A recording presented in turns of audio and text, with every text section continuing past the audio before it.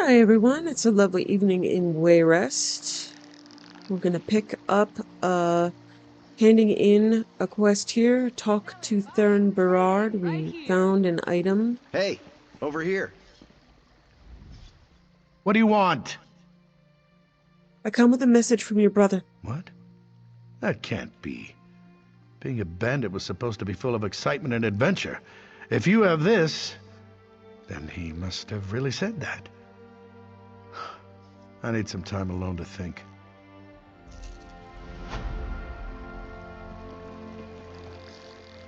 Jakarn! Okay, so he was on Strauss Makai. Hey there, good looking. If you're eager for an adventure, I have just the thing. It involves a secret mission, an intoxicatingly beautiful but missing woman, and a mystery straight out of the pages of an Investigator Vale story. Care to assist me? Tell me about this secret mission. Ah, that part comes later. The darling Valencia has disappeared. So, that takes precedence. I was hired by Lady Arabelle to pick up some medallions from Valencia. But when I got to her workshop, I found the place ransacked, and she was gone. Any idea where we should look for Valencia? People in my line of work tend to acquire various contacts. I put the word out, and finally got one of mine to bite. I'm off to meet up with Taraska now. So, want to help me find Valencia and talk to my contact? You'll be paid, naturally. I'll help you find your missing friend. Here's the location where my contact Taraska wants to meet. I hired a wagon to take us there. Hope you don't mind being in close quarters for a bit, my good-looking friend. Hop in, and we'll be on our way. Okay, so that's a prologue quest. We will be doing that later.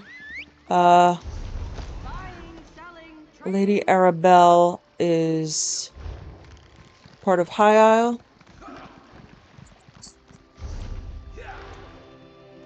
Okay.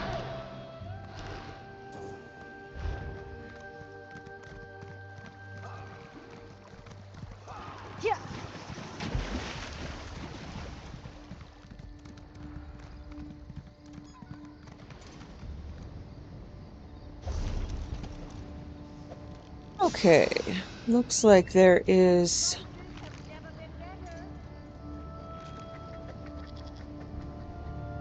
Okay, I know we ended up looking for that book several times.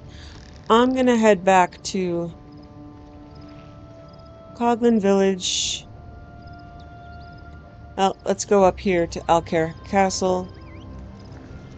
Might still be, it looks like there's a quest there.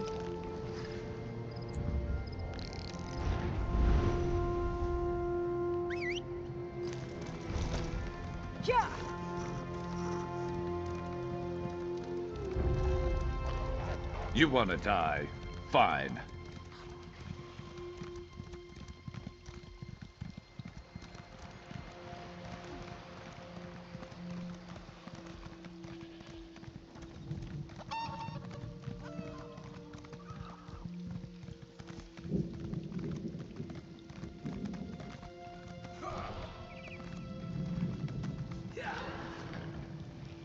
I don't see the handbill that's supposed to be here.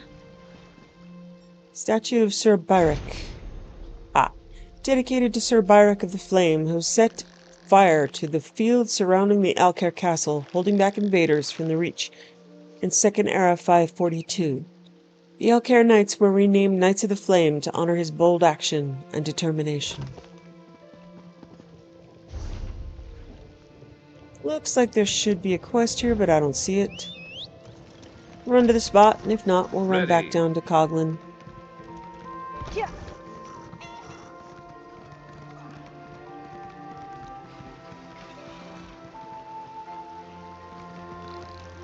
Stay out of trouble. Okay.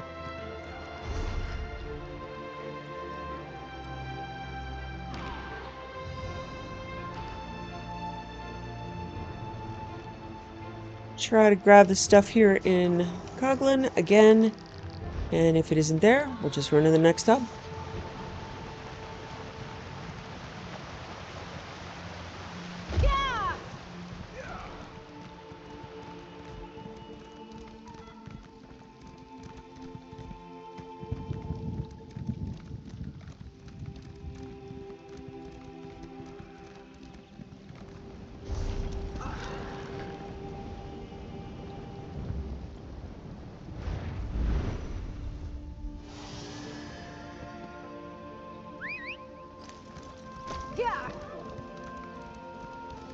Alright, there definitely is not anything over here.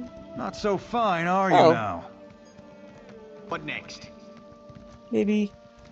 Yeah, I think we tried this. We'll try again inside the inn.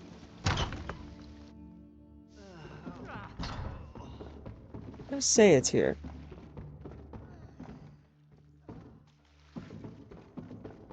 Try upstairs.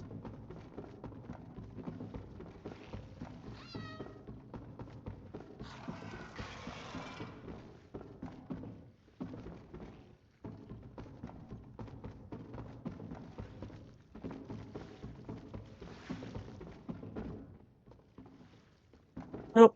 Okay.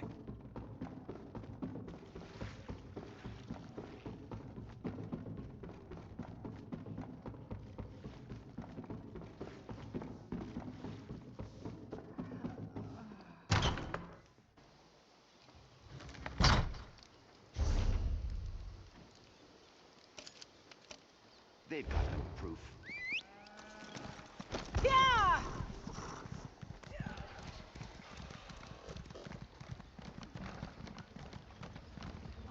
Okay. This we looked for before. Tabba's bounty ledger. Cargo to be... Oh, okay. This is the ledger after we found it to prove the Red Guard's innocence. Okay. Cool. Head down here. To the quest, divert and deliver, and then the public dungeon.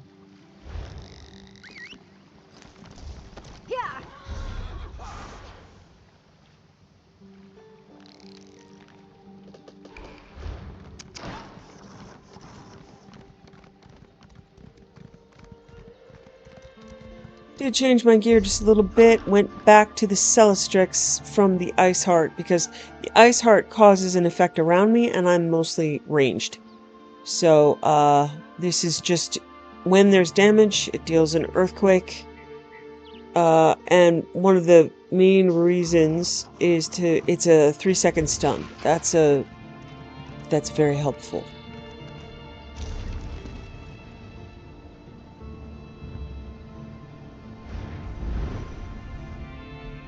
I also found a very helpful mod. Right here, script tracker. Gives me a list, so I'm going hunting on getting all the scripts that I might need. And so my main character has everything unlocked, and I'm working on it with her. So that is very cool. Tells you the locations of where things are.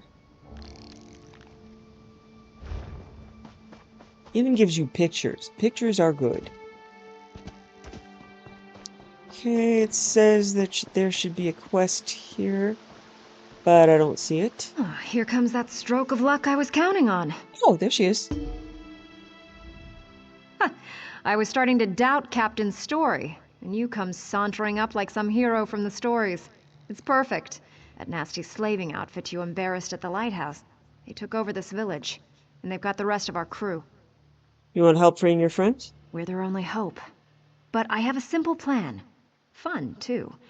The Dark Elves outnumber us by a little. Actually, a lot.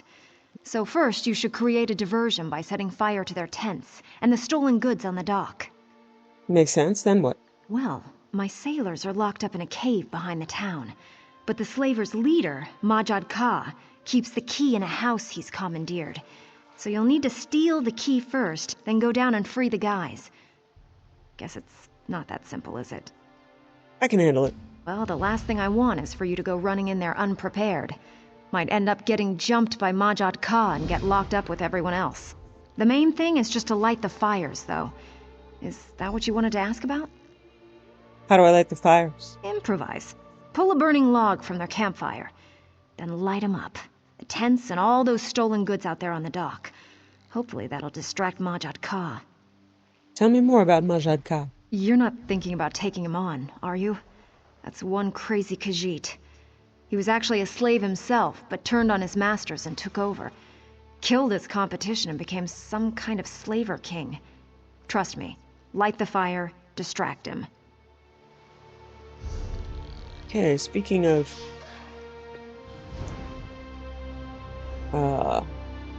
picking locks, yeah, okay. I do have a skill upgrade in Thieves Guild. Let's see if Ledger Domain has anything. Yeah. Okay. Moving right along. Okay.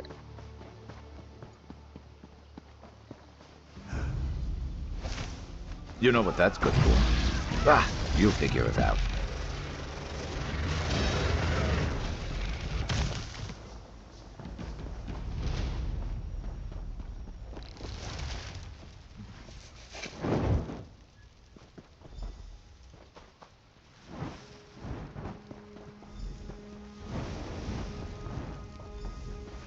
Help! It burns! Put it out! Help! It burns! Put it out!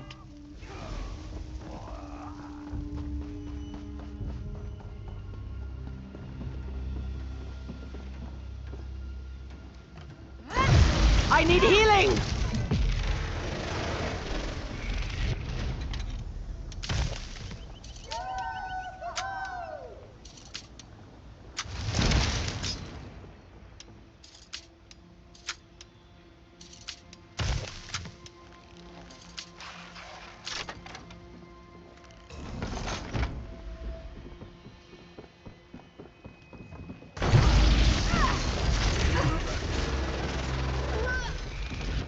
And down they go.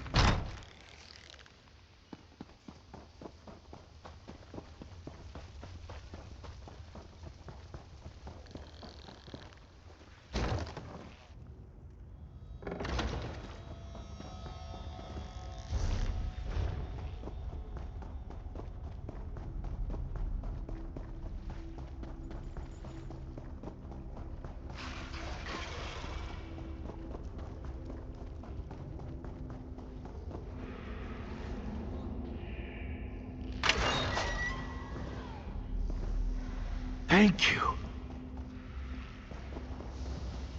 I thought I was going to die here. You saved my life.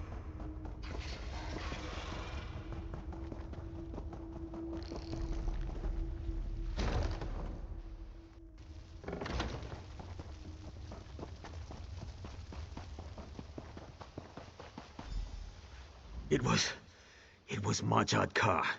He saw me trying to escape. I thought he had me, but then Elvira stepped in. That girl's got sand, but she's no match for Majad Ka. He dragged her off toward the beach. You have to help her. What about you? He got me, but it's not bad.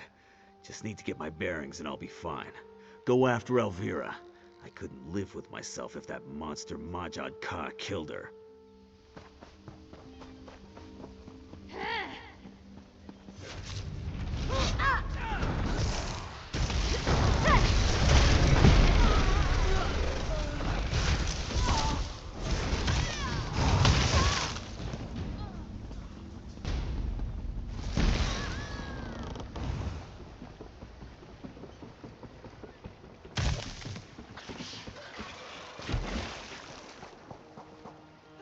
You asked for it.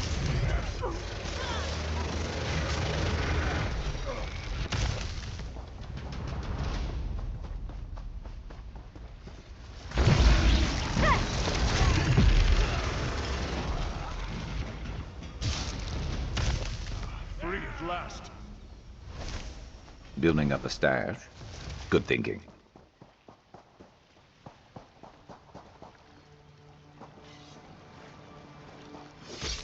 And I said this would be fun. Let's get out of here, come on.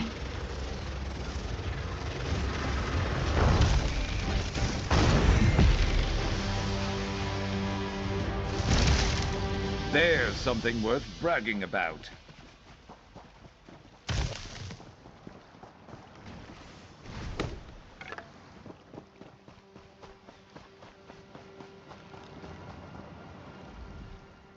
That almost wasn't as fun as I expected it to be. Thank you for coming after me.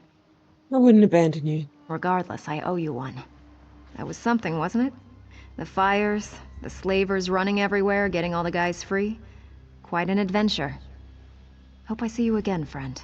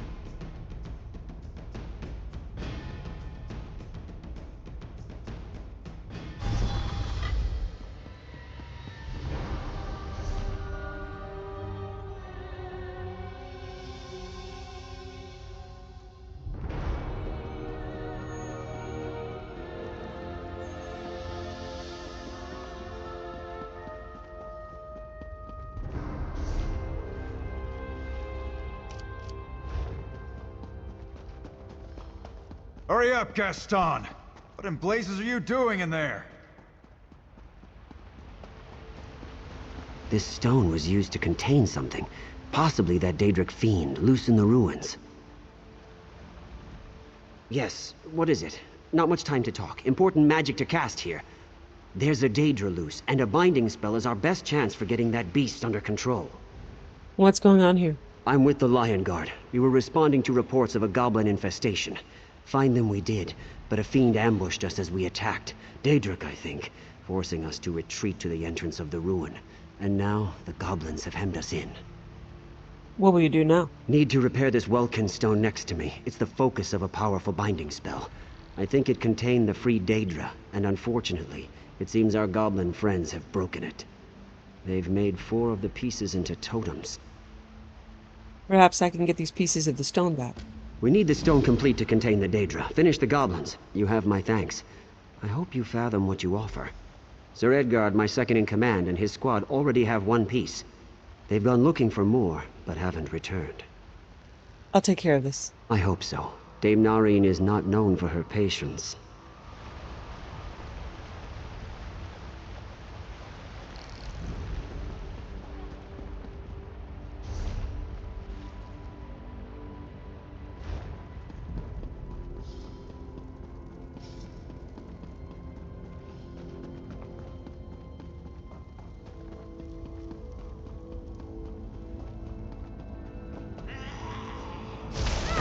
Got your back.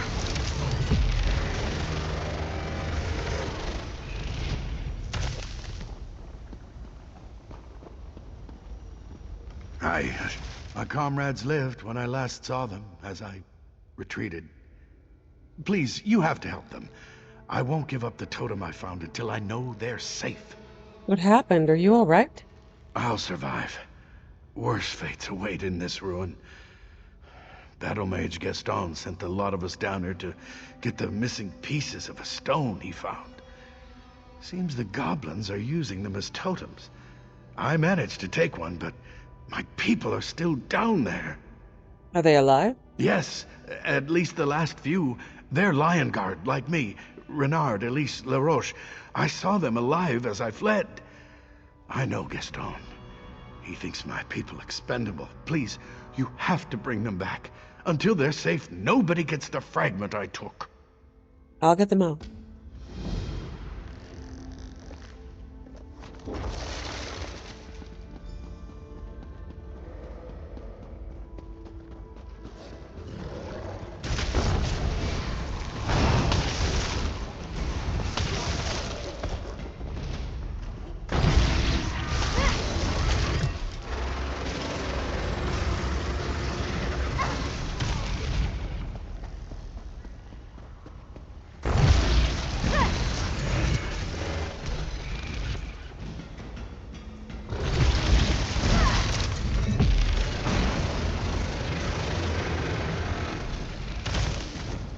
You good? Of course you are.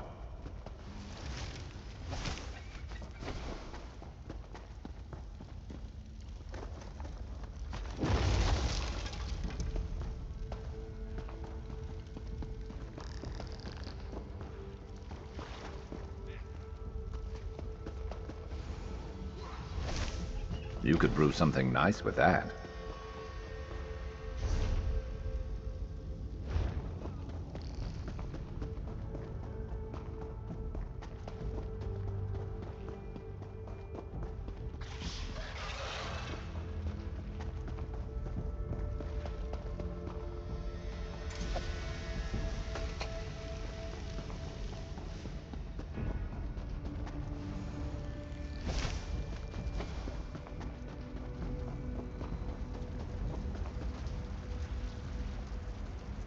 A distracted enemy.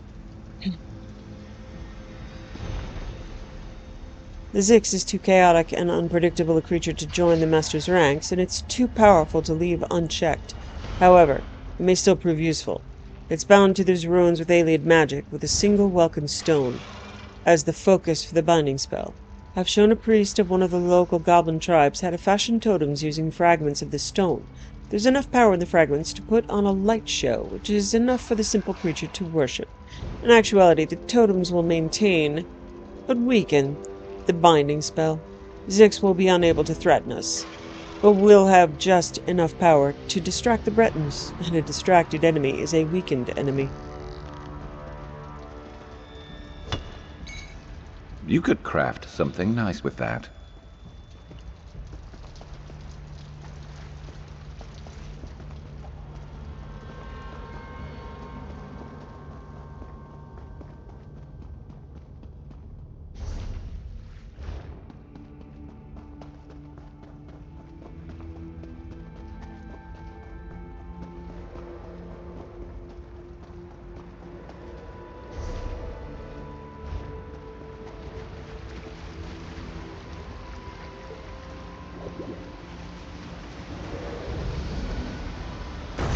You want to die? Fine!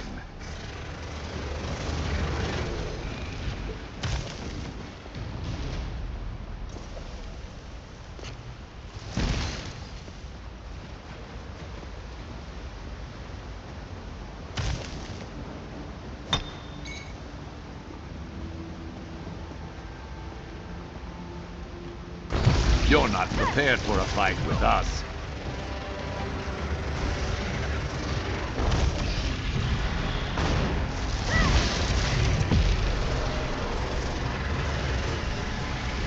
Face my better nature.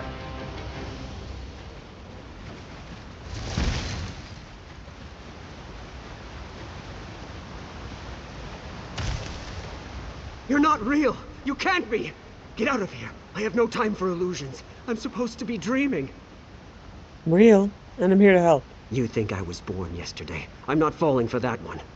You're not going to help me. You'll just bring the voice back. Please, just let me sleep in peace. Sir Edgard sent me after you and the other line guards. He wants you back safe. Sir Edgard said that? I always thought he hated me. You have an honest face. Perhaps you're right. I'm getting out of here. Gaston's instructions. Sir Edgard, the objects your men are to retrieve are shards of a welkin stone. Look for small blue stones, no bigger than a fist, and illuminated from the inside. The goblins have been using these as centerpieces for their ritual totems. You'll know these totems when you see them. The welkin stone seems to imbue the totems with a red light. Still, retrieving the shards should be a simple matter. We're dealing with goblins, not Dwemer. I'm sure the totems are held together with twine and spit. Just rip the shard out. Even your grunts should be able to handle that. Gaston.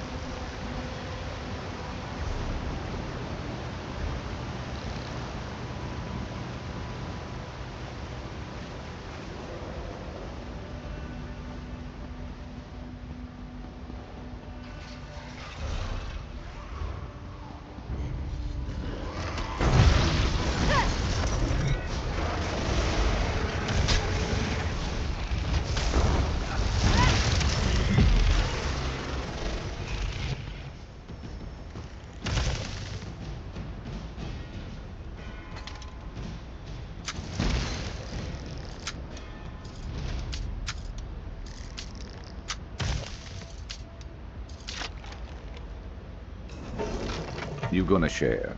Just kidding, I wouldn't either.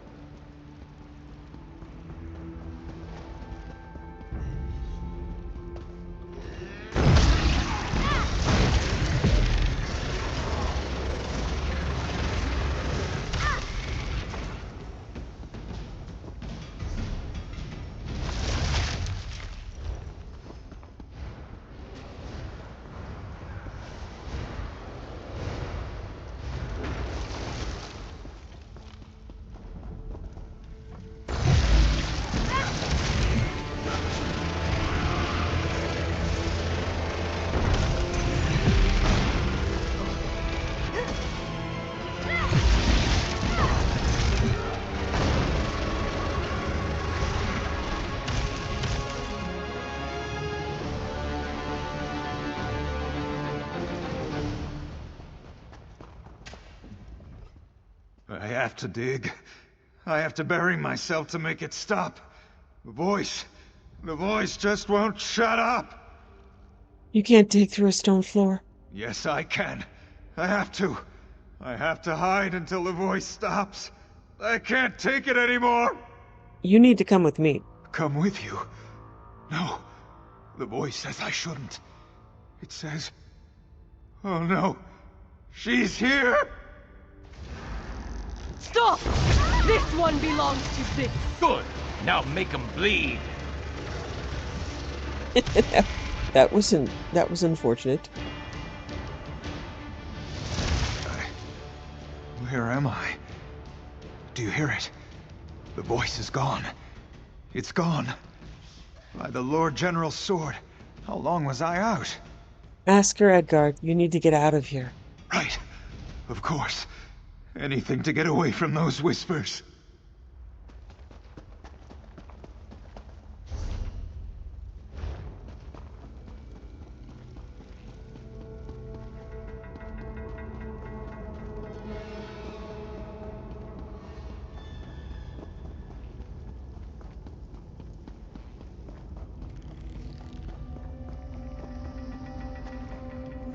Okay, this is the larger group event. Usually initiated by doing something small, and then more and more stuff comes along.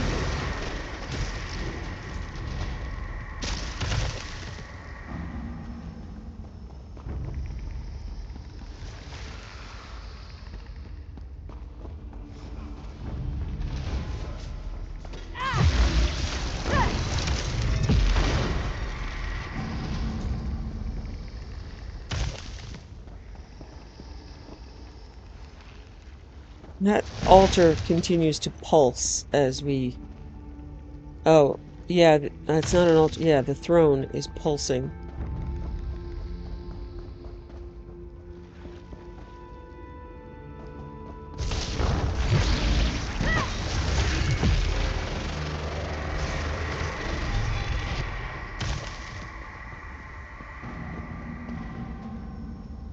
Right, see 2 pulses there.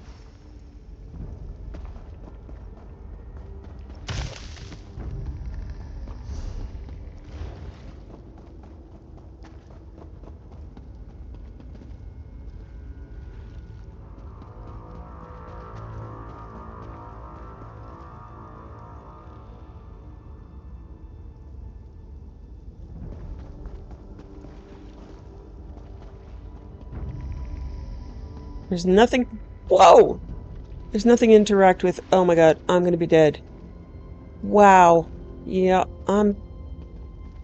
this is my movement stuff getting me in trouble. Yep, I'm gonna fall straight down. Yep. Okay.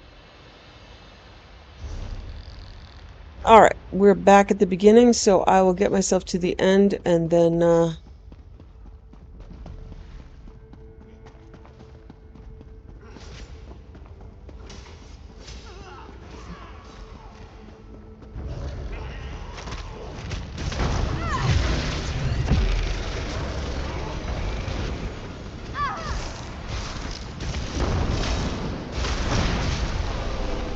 What can I do?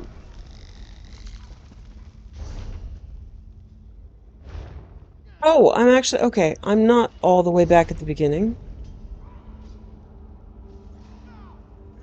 Yeah, I kind of am. Okay, but I can go a different direction. So this is a different path, and we'll head back to that.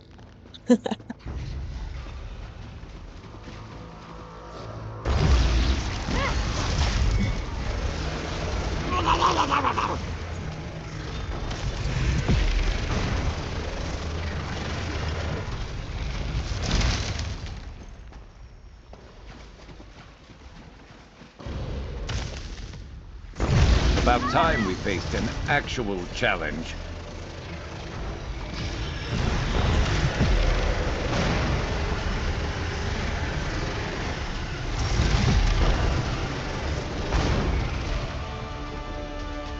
You weren't keeping score, were you?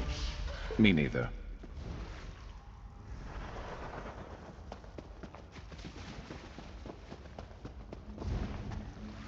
Quiet. Don't talk. I have to listen. I have to get back to the dream. I'm here to help. Follow me.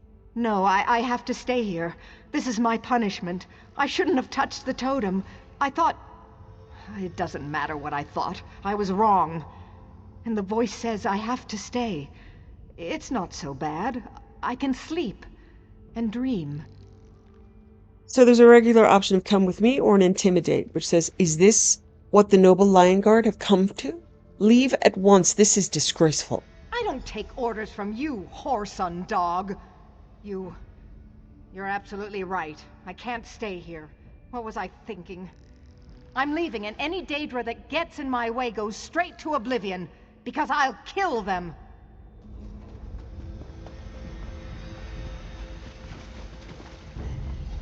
Counter this.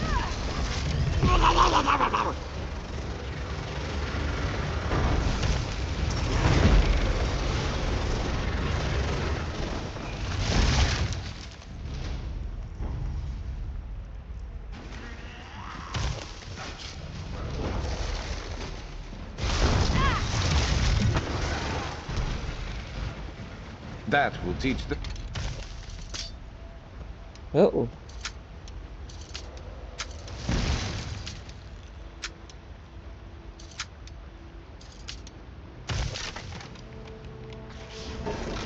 Huh. You get all the luck.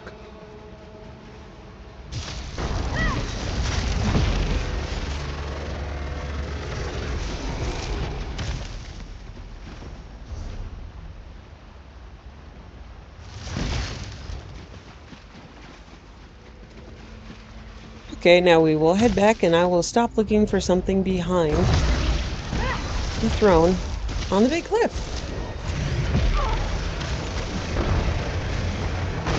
We know what's back behind there. Jet.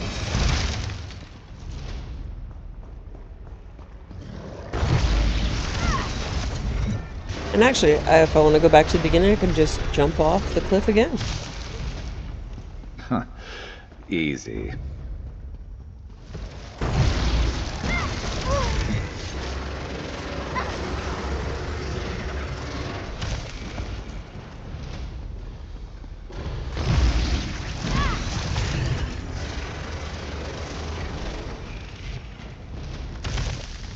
Try this again.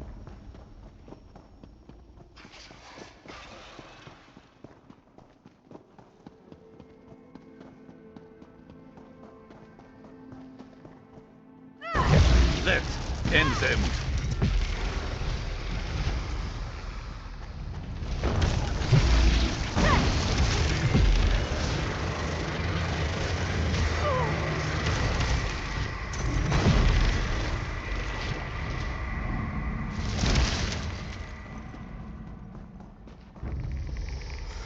Those are the guys I didn't find before. Okay.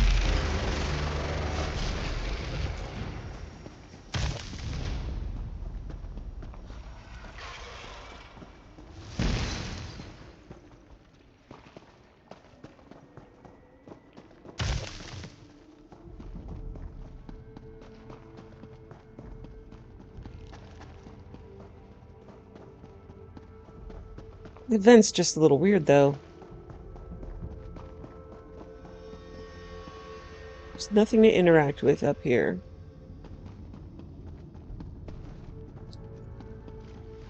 Three groups of enemies. These are really dead.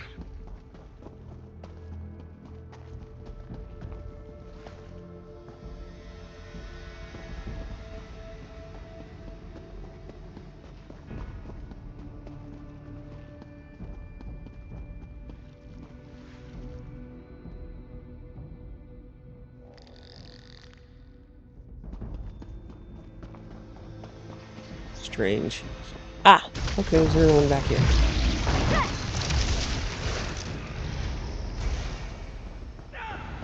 Ah, the Eternal One.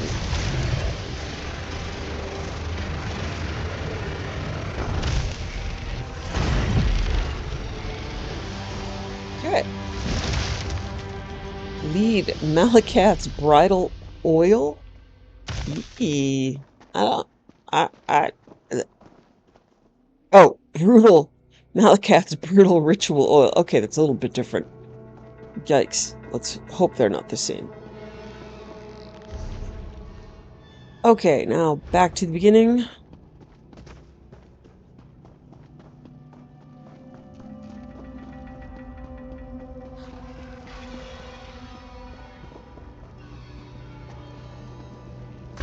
Enjoy your last moments. Or don't. I don't care.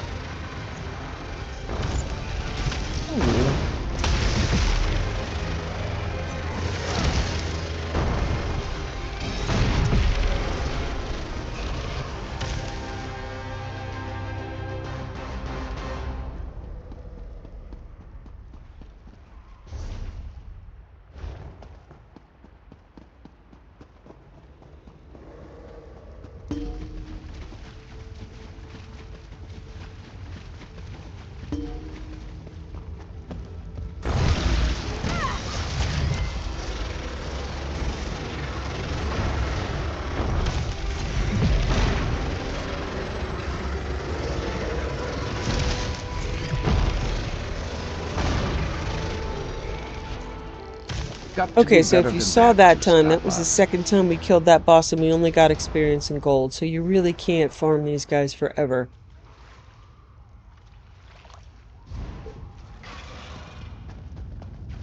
Always worth stocking up.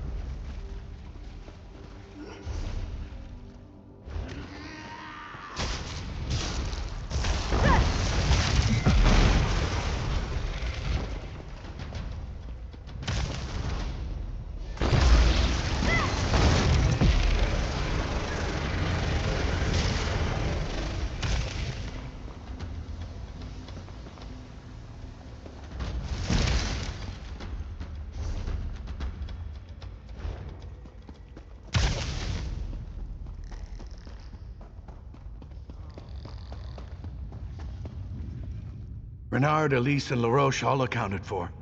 I can't thank you enough. I take it you faced the creature, and your mind is still your own.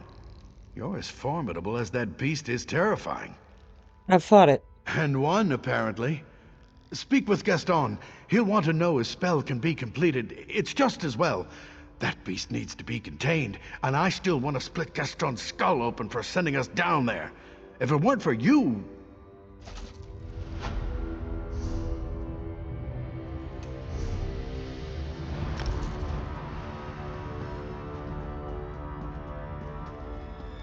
Ah, you've returned.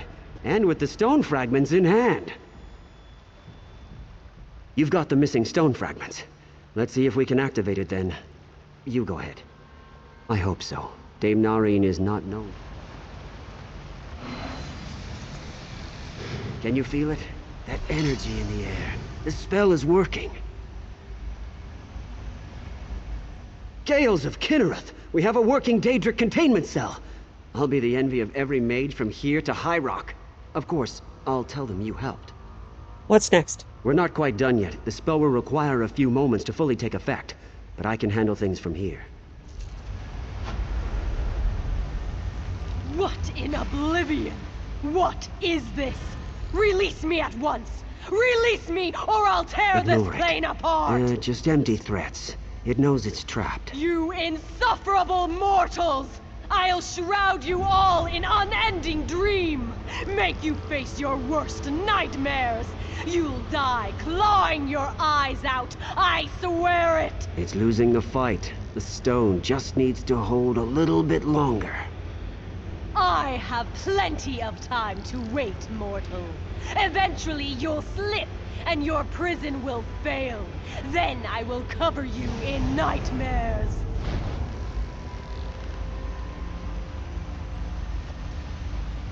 She is a mute. Okay.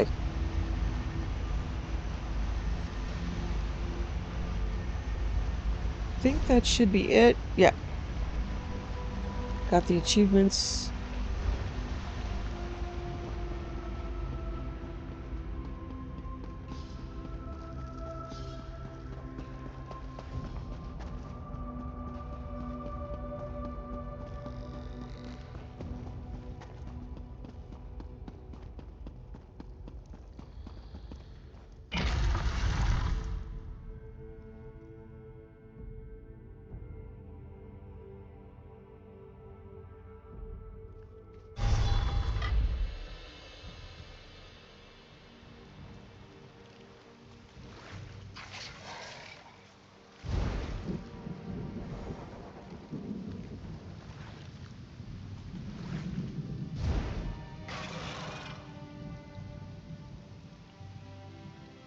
Hammer Death Arena. Okay. Let's head back south from here. Yeah! Get him.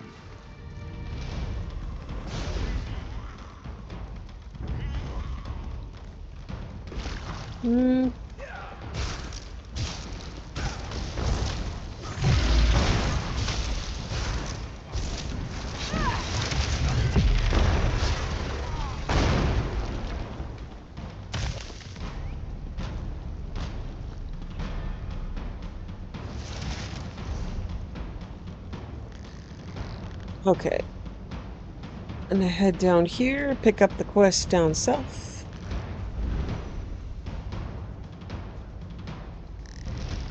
Halt! Go no further till you've spoken with me. O intrepid traveler, heed my words before you climb this hill. What's going on here? You see yon tower-topped hill behind me? It's become a haunt of infernal abominations from beyond Mundus, demonic spirits sent here for the torment of mortals. Sorry, priestess of Stendar. We always talk like that. Anyway, it's bad. Can I help? I hope so. The sorceress undead on the hill have captured some of the locals who strayed too near. I tried to save them, but was driven back by the hideous, heinous power of their benighted... Anyway, I was driven back. I'll see if I can rescue them. Be careful. Be vigilant. Trust in Stendar. What is this place? Once, yon looming abandoned tower was the garden spot of Princess Violetta, a daughter of the House of Gardner that ruled Wayrest before Emmerich. It was a joyous place where flowers bloomed, birds sang, and lovers dallied. What happened to it? Nice. The Daedric Prince Molag Bal took note of its purity and aura of benevolence, and was sore offended. He cast a blight upon the height, profaning it with horrid undead. Thus, happy birdsong tower that was became the fell, soul-shriven tower that is. What are the undead doing to the captives? Rites so horrible, the details would blast your mind. Suffice to say, the necromancers draw energy from their captives' torment so as to rend the barrier between worlds and summon more of their nefarious ilk. What I mean is, they're sacrificing them. Sorry, that's not funny, but I like their style. Okay. You have been to Cold Harbor. I see its mark upon you. You must be able to hear me. Yes, you. Like me, you have been defiled by the Lord of Brutality. I've been screaming for so long. You must destroy us, Empty One. I do not want to be his eyes any longer. Whose eyes? The Lord of Cold Harbor, Molag Bal. The necromancers plan to place us where they can spy on his enemies. Even now, he looks upon you through me. Gather the cursed skulls, cast us upon the charnel heap in the tower, end our torment.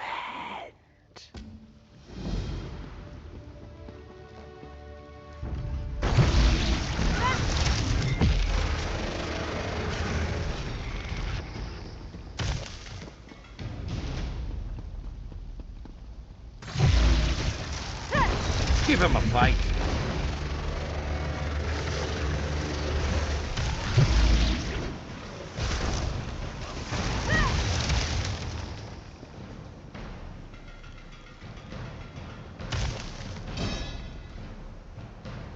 Thought I was going to die here.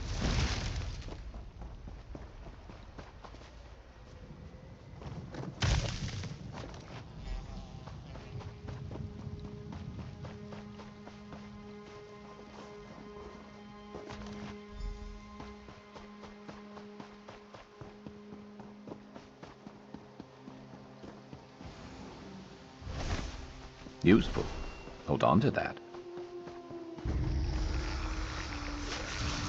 Thank you, friend.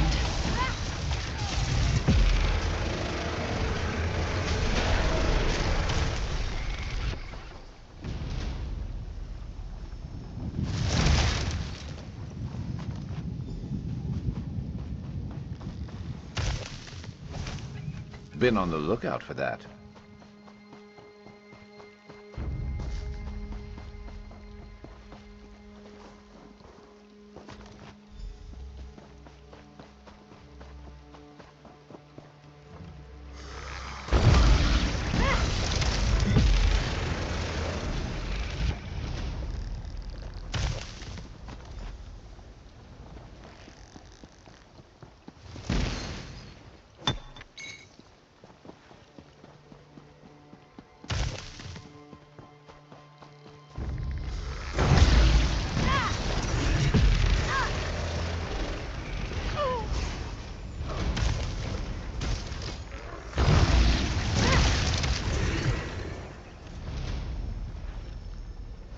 Thank the eight.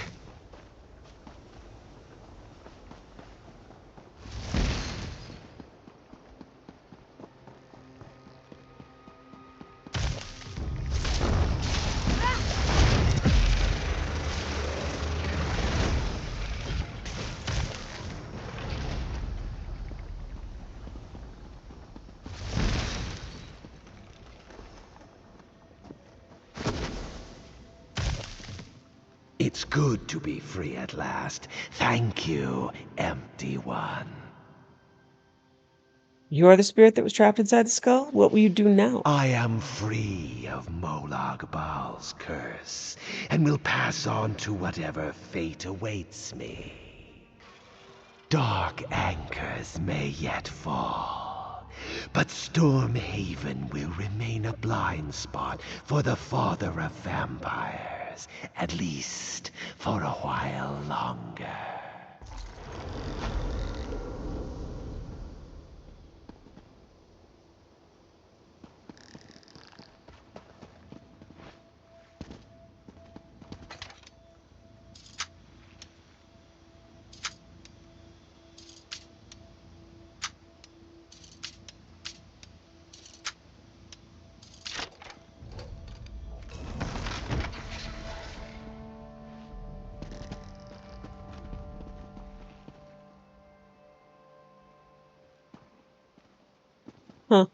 Can't read the book.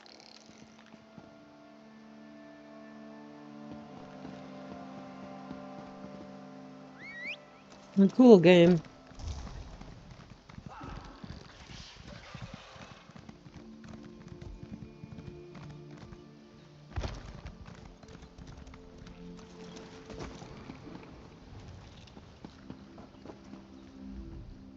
You return, and I sense a diminishing of the evil round the tower.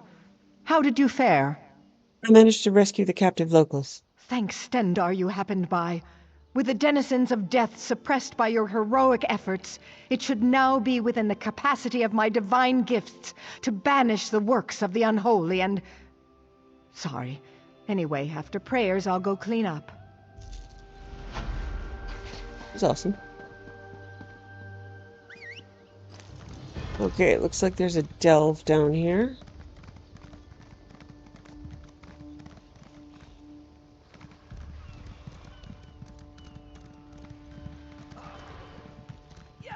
Mage Tower.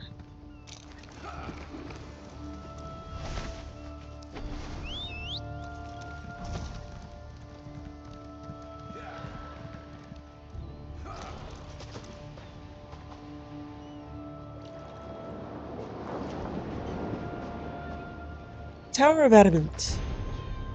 By Herm Housebuilder, Bard's College, Solitude. There's nothing like the Durrani Tower anywhere in Skyrim, save for High Hrothgar itself. Unlike the Great Mountain, which is a thing of nature, the tower is a structure, but one not constructed by men or Mer, if the legends speak true, but by the Aedra themselves. It rises, stark and sheer, from the high center of Balfiera Island in the Iliac Bay, where it has stood since the dawn of time itself. Adamantine Tower it is called, for the unknown ageless material from which it is built, and Tower Zero as the edifice that predates all other buildings on Mundus. The Durrani High Elves have ruled Balfiera since the beginning of the First Era. In common parlance, the tower bears their name, though they can claim only the construction of the more recent keep that clusters around the tower's base. Who is responsible for delving the catacombs beneath the keep is a matter of debate with no definitive consensus. I have not consulted with the High Elves of Alinor, who has, but the noble Croydon, Eldon Antiquarial of the Durrani, deigned to answer a few questions. According to him, the tower was erected in the Dawn Era, when the gods met to decide the fate of Mundus. At its apex, Oriel, the great god of the Aldmeri, slew the trickster Lorcan, impaled his heart on an arrow, and launched it across the world. The heart merely laughed and lived on. The Aedra then withdrew from the affairs of Mundus, leaving behind the tower for the Durrani to discover and take for their own. What secrets did they find there? What have they concealed to this day? Whatever the secrets may be, the Durrani didn't even reveal them to this humble Nord architect. However, secrets there must be, for I took sight and angle measurements of the Durrani Tower from the 8 points of the compass. According to my calculations, and given the known characteristics of all available materials, building an edifice in its proportion should not be possible.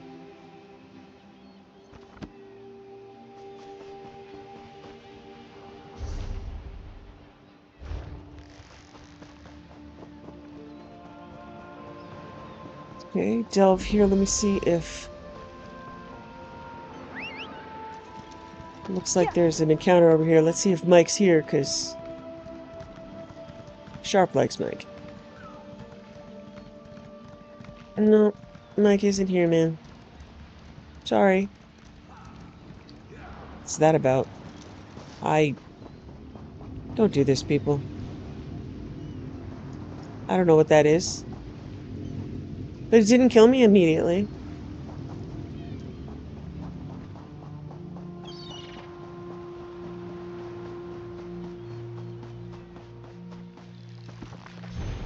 A dream beyond a dream, by the omen of 100 prophecies. 'Twas in Menevia, dear, green Menevia. There dwelt a young... Wait. Oh, no, I already read this. Reverie Menevia. Oh, but that was part of a quest, so I guess I didn't get credit for it. Alright. Reverie Menevia. She turned to Vermina.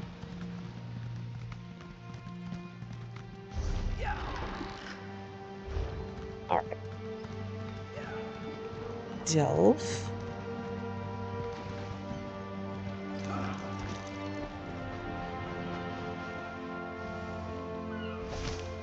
Good to get stocked up.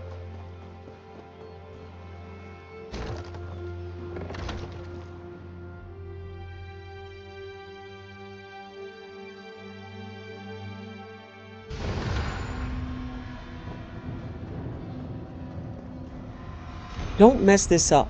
Our friends from the Gold Coast will be arriving with their shipment at midnight.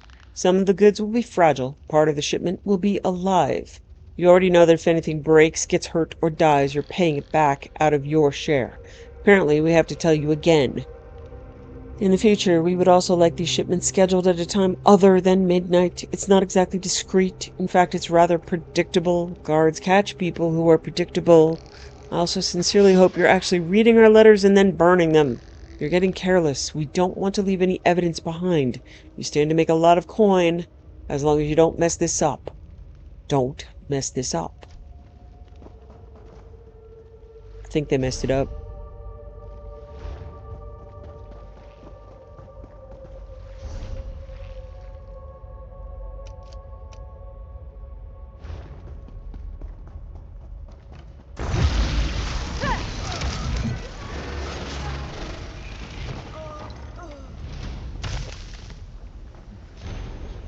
Orders, Farengel's Delve. Your instructions are simple. Follow Dimitri into Farengel's Delve and locate the abandoned fort therein. There should be an ample amount of supplies to take, which we can turn around and sell in Wayrest. We should turn a tidy profit. Do this for the Supernal Dreamers and further our cause. Uh-oh.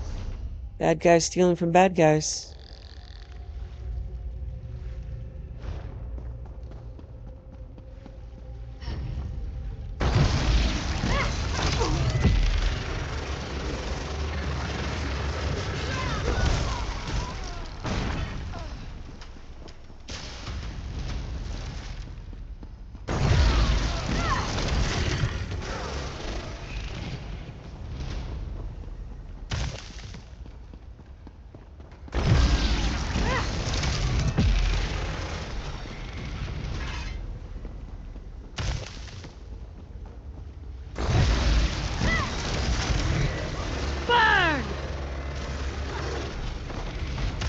That'll teach them not to cross us.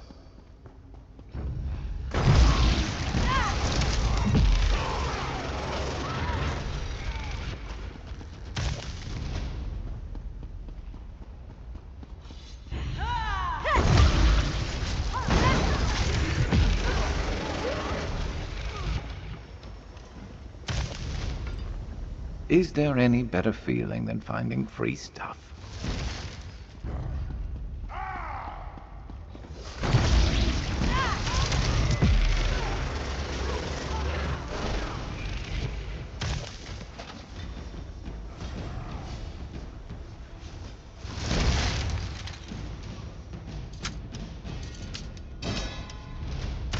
I was meant for better than this.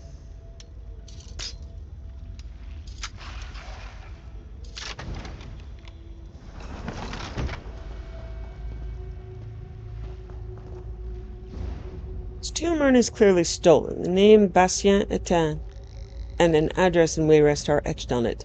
I should return this to Bastien Etain. Unless, you know, I would assume that's who's in it, but okay. Never a dull I mean, moment. who really puts their own living name on someone else's urn? But okay. It's a little weird, guys.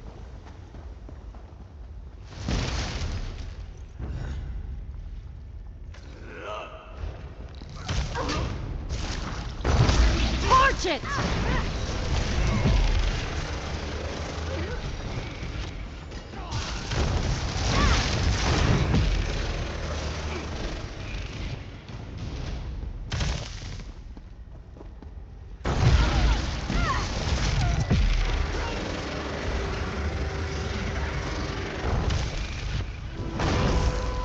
Attack! Hope and recriminations. You've turned around and made some You've turned this around and made some profits, so we're going to roll the dice one more time. H wanted me to make sure you got the manifest and the map. Our next destination is the Aldmeri lands. The bulk of the cargo, this time, is going to be Breton wine. The elves have been charging big tariffs on imported wines. Their decision obviously had something to do with decreasing competition for their own vintners. If you can get these crates to port without an inspection, we'll increase our profits by at least 30%.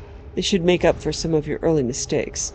I'm amazed that I have to remind you this, but make sure you don't leave anything incriminating behind. No evidence, no witnesses. If you've hired someone you don't trust to be quiet, dispose of them, too. When people fail, we dispose of them. Hint, hint. We want to use this cave again. H knows that if you can smuggle in wine into Somerset, you can smuggle in just about anything. If you leave a single manifest or letter, the guards will be watching for your return. That means no more profits for you. One wandering pack of travelers could shut this whole operation down. One more mistake could also bring your whole operation down. Don't burn me, not like last time. H expects nothing less than success.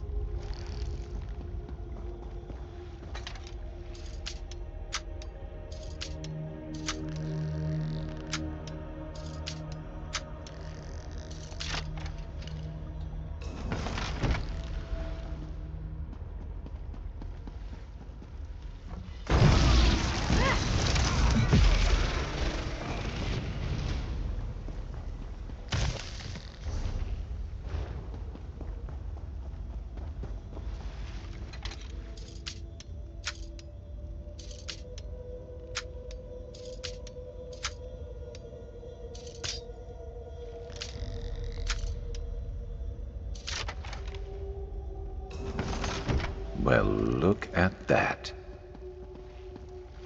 Angels delve. Further orders. You're costing us too much coin. H is getting tired of the expense of keeping all the cargo in a warehouse. Because you've also been somewhat less than discreet, we don't want you to stay in that hidden cave for much longer. To be honest, we don't think you're doing enough to keep that cave hidden. Clear out the cargo, sell it quickly. We know how much it's worth, so you can make up for your lackluster results by raising that money. We'll be keeping track of the profits. That way, we can both make a profit and get you out of there quicker. H is spending too much money on two things: the arena and you. If you can't do this properly, we could easily arrange for your men to end up in the arena. We'll be waiting to hear about the incredible profits you've amassed. Oh.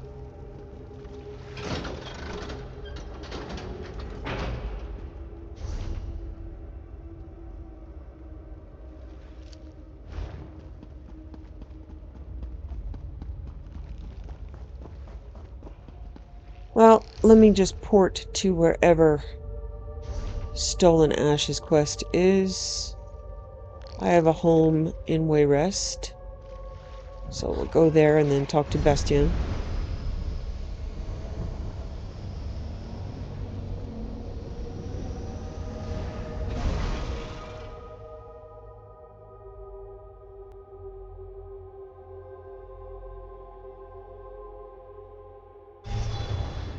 Can't even hear myself think here.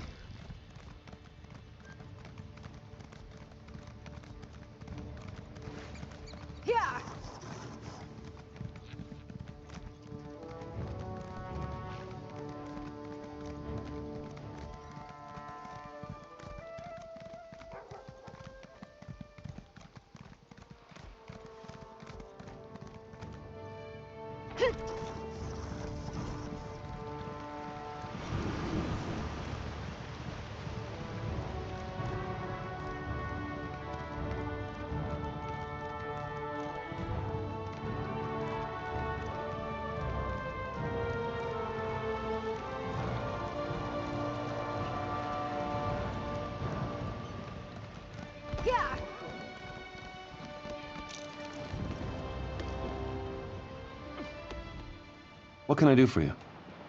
I found this tomb urn with your name on it. You found it? I thought my tomb urn was lost forever. Thank you.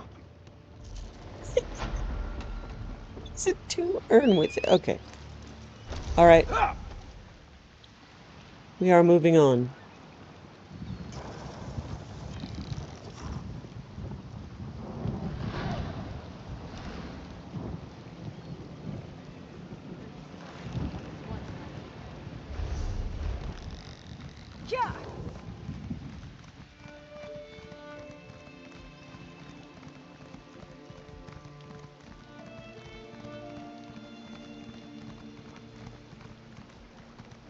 Fate summons you, champion. Will you answer its call? Greetings, champion. Laramil the Wise sent me to find you on behalf of Hermaeus Mora, the Daedric Prince of Fate and Forbidden Knowledge. Disaster looms over both his realm and ours. Only you can meet this threat. What kind of disaster are we facing? In Hermaeus Mora's realm of Apocrypha, there is a door that must not be opened. A secret, forgotten for millennia. But a Dremora named Torvasard remembers. He is determined to open that door. If he succeeds, reality itself could be undone. What is it you want me to do exactly? I am but a messenger. My task is to set you upon the path. Seek out Laramil the Wise in the Outlaw's refuge of this city. She will explain what must be done to avert the ruin of all. I am told you will be well rewarded for your service. Alright, I'll find Laramil the Wise. Laramil the Wise awaits you amid the outcasts and exiles of this city. We who are chosen to serve the Golden Eye are often regarded with fear and suspicion in these lands. It is better to avoid attention. Who are you? I am but a scholar, a seeker of truth. I belong to an order called the Sodality of the Eye. In exchange for our service, the Golden Eye, he whom you know as Hermaeus Mora, gifts us with hidden knowledge. So you're a cultist? I would hardly call myself such a thing. Hermaeus Mora is indifferent to the worship of mortals, but he finds it useful to reward those who agree to serve him in this plane. Alright, so that's another prologue quest.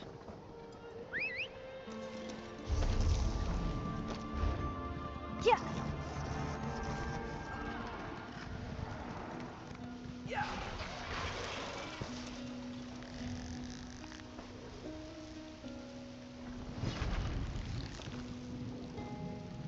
Why are there 3 Majel Ragaths here? If the Daedra proved too much for you, rest easy, knowing... Weird. Oh, okay. It was all her. Let's see if I can buy anybody a drink here. Come to share your latest exploits with us, darling? I fear you'll find Lala and Rock rather hard to impress. What brings you to Wayrest? Why, I live here, of course, along with all the other families of note. Wayrest attracts the wealthy like a bar attracts drunks. I was just visiting our dear friends in Daggerfall, and stopping by my other house. Well, one of my other houses. Okay, there is an achievement here to buy people a drink, but it looks like they're not here at the moment, unless you... No.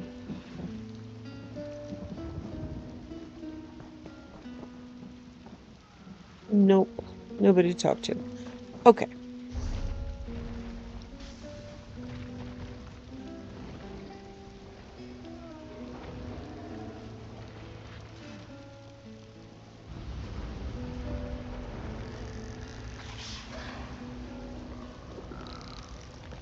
So we are... Okay. But that's an undaunted enclave. A lot of that has to do with dungeons. The hero of Copeland Village. Very impressive.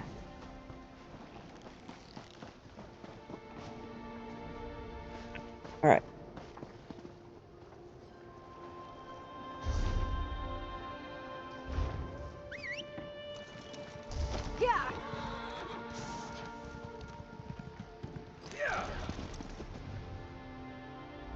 Hey there, pal.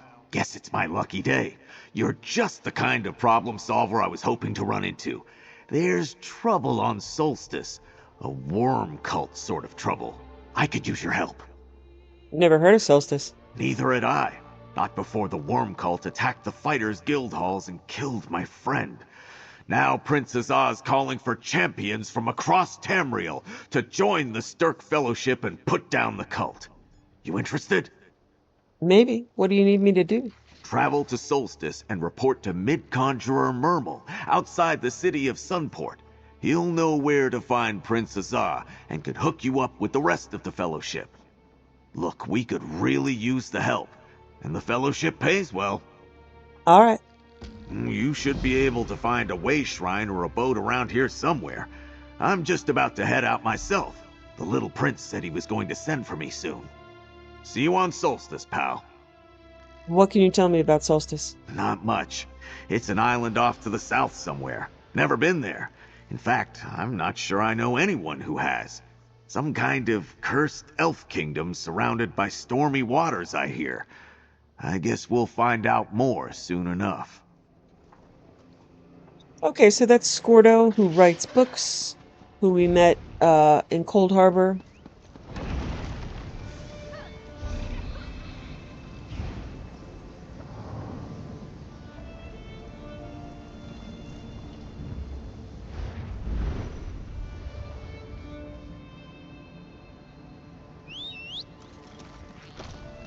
Let's ride.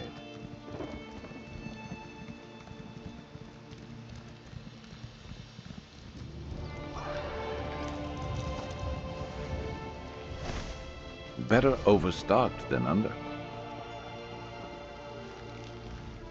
I don't know how much more of this I can bear. Waiting for the general to call us back to the fight against the Iron Hand ogres. It's gnawing right through my nerves. Can you request to be reassigned? I don't know if that's wise. All this waiting's giving me too much time to think. I can't get the idea out of my head that I'm not going to make it out of my next battle alive. Mad as it may be, I've been thinking about making an offering to Azura. You want to ask protection from a Daedric prince? I know it's not exactly proper, but I've always felt a connection to Azura. My father was a spirit warden. The real problem is that I can't leave my post. I wonder, is there any way you'd take this to Brother Dumont at Pariah Abbey? Sure, if it'll make you feel better. You'd better not be another bother. Good eye.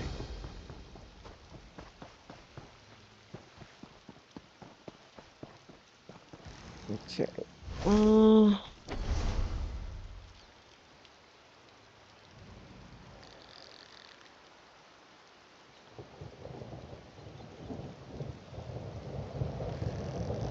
Okay, so I'm gonna, offering to Azura and Brother Dumont. The Altura estate may be something that happens later. I don't know. I'm gonna head north, try to grab this world boss.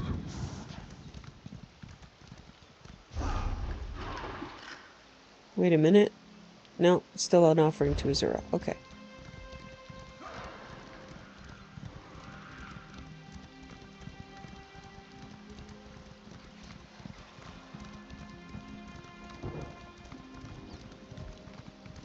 Big old drag, I think, over here.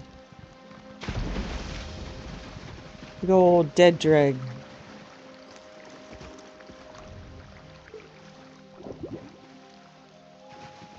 Okay.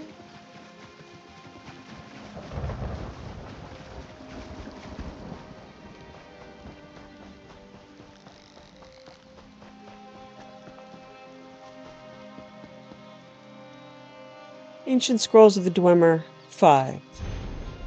Song of the Alchemists by Maribel Sul. When King Maranian's alchemist had to leave his station after a laboratory experiment that yielded detonation, the word went out that the king did want a new savant to mix his potions and brews, but he declared he would only choose a fellow who knew the tricks and the tools. The king refused to hire on more fools. After much deliberation, discussions, and debate, the king picked two well-learned candidates, Ianthropus Minthurk and Emphatic Fair, an ambitious pair. Vied to prove which one was the best, said the king. There will be a test. They went to a large chamber with herbs, gems, tomes, pots, measuring cups, all under high crystalline domes. Make me a tonic that will make me invisible, laughed the king in a tone that would call risible.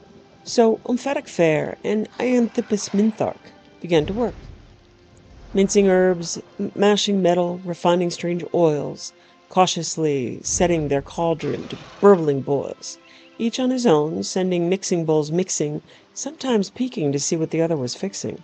After they'd worked for nearly 3/4 of an hour, both Ianthropus Minthark and Emphatic Fair winked at the other, certain he'd won.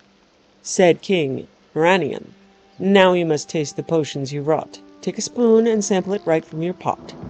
Minthark vanished as his lips touched his brew. But Fair tasted his and remained apparent in view. You think you mix silver, blue diamonds, and yellow grass. The king laughed. Look up, Fair, up to the ceiling glass. The light falling makes the ingredients you choose quite different hues. What do you get? Asked the floating voice, bold. Of a potion of red diamond, blue grass and gold. By Twemmer God, said Fair, his face in a wince, I've made a potion to fortify my own intelligence.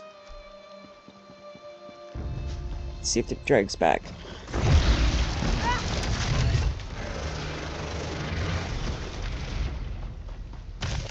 Yep, big old drag.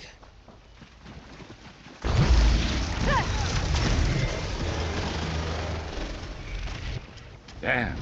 I'm glad I'm on your side.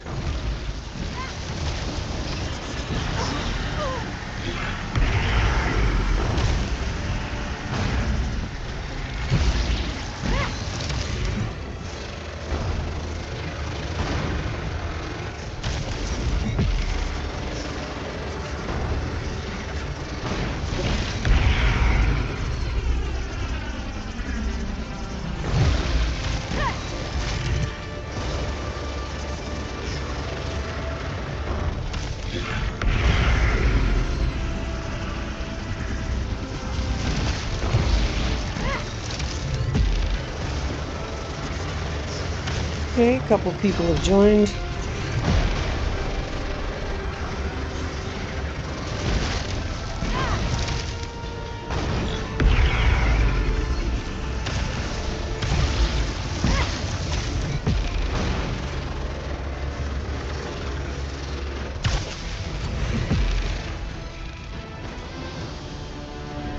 Okay. Plenty you can do with that.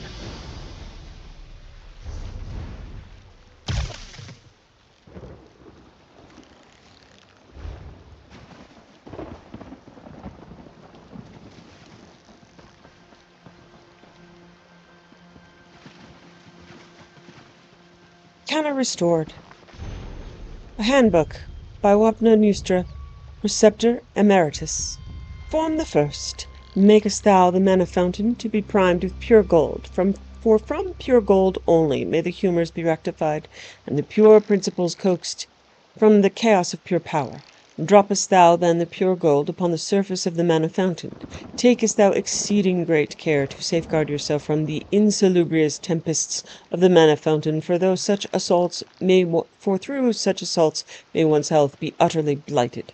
Form the second. Make sure that thou havest with you the excellent manual, so that thou might speak the necessary words straightway, and without error, so that thou not in carelessness cause thyself and much else to discorporate and disorder the world with your component humours.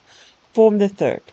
Take in hand the item to be restored, and hold it forth within the primed fountain, murmuring all the while the appropriate phrases, which are to be learned most expeditiously and faultlessly from this manual, and this manual alone, notwithstanding the vile calumnies of Carnison and Ralphor, whose bowels are consumed by envy of my great learning, and who do falsely give testament to the efficacies of their own manuals, which are in every way inferior and steeped in error. Form the fourth. Proceed instantly to heal thyself of all injuries, or to avail yourself of the healing powers of the temples and healers. For though the agonies of mana cost must be borne by any who would restore a prized arcana to full potency, yet it is not wise that suffering be endured unduly, nor does the suffering in any way render the potency more sublime, notwithstanding the foolish speculations of Carnison and Rator, whose faults and wickedness are manifest even to the least learned critics.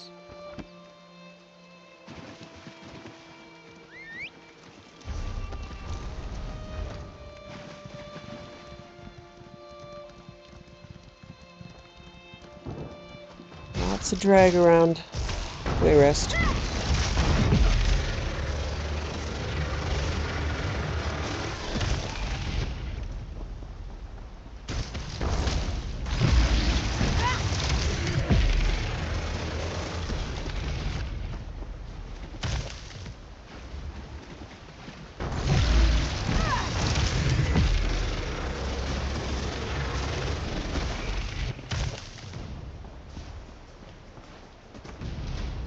over so soon.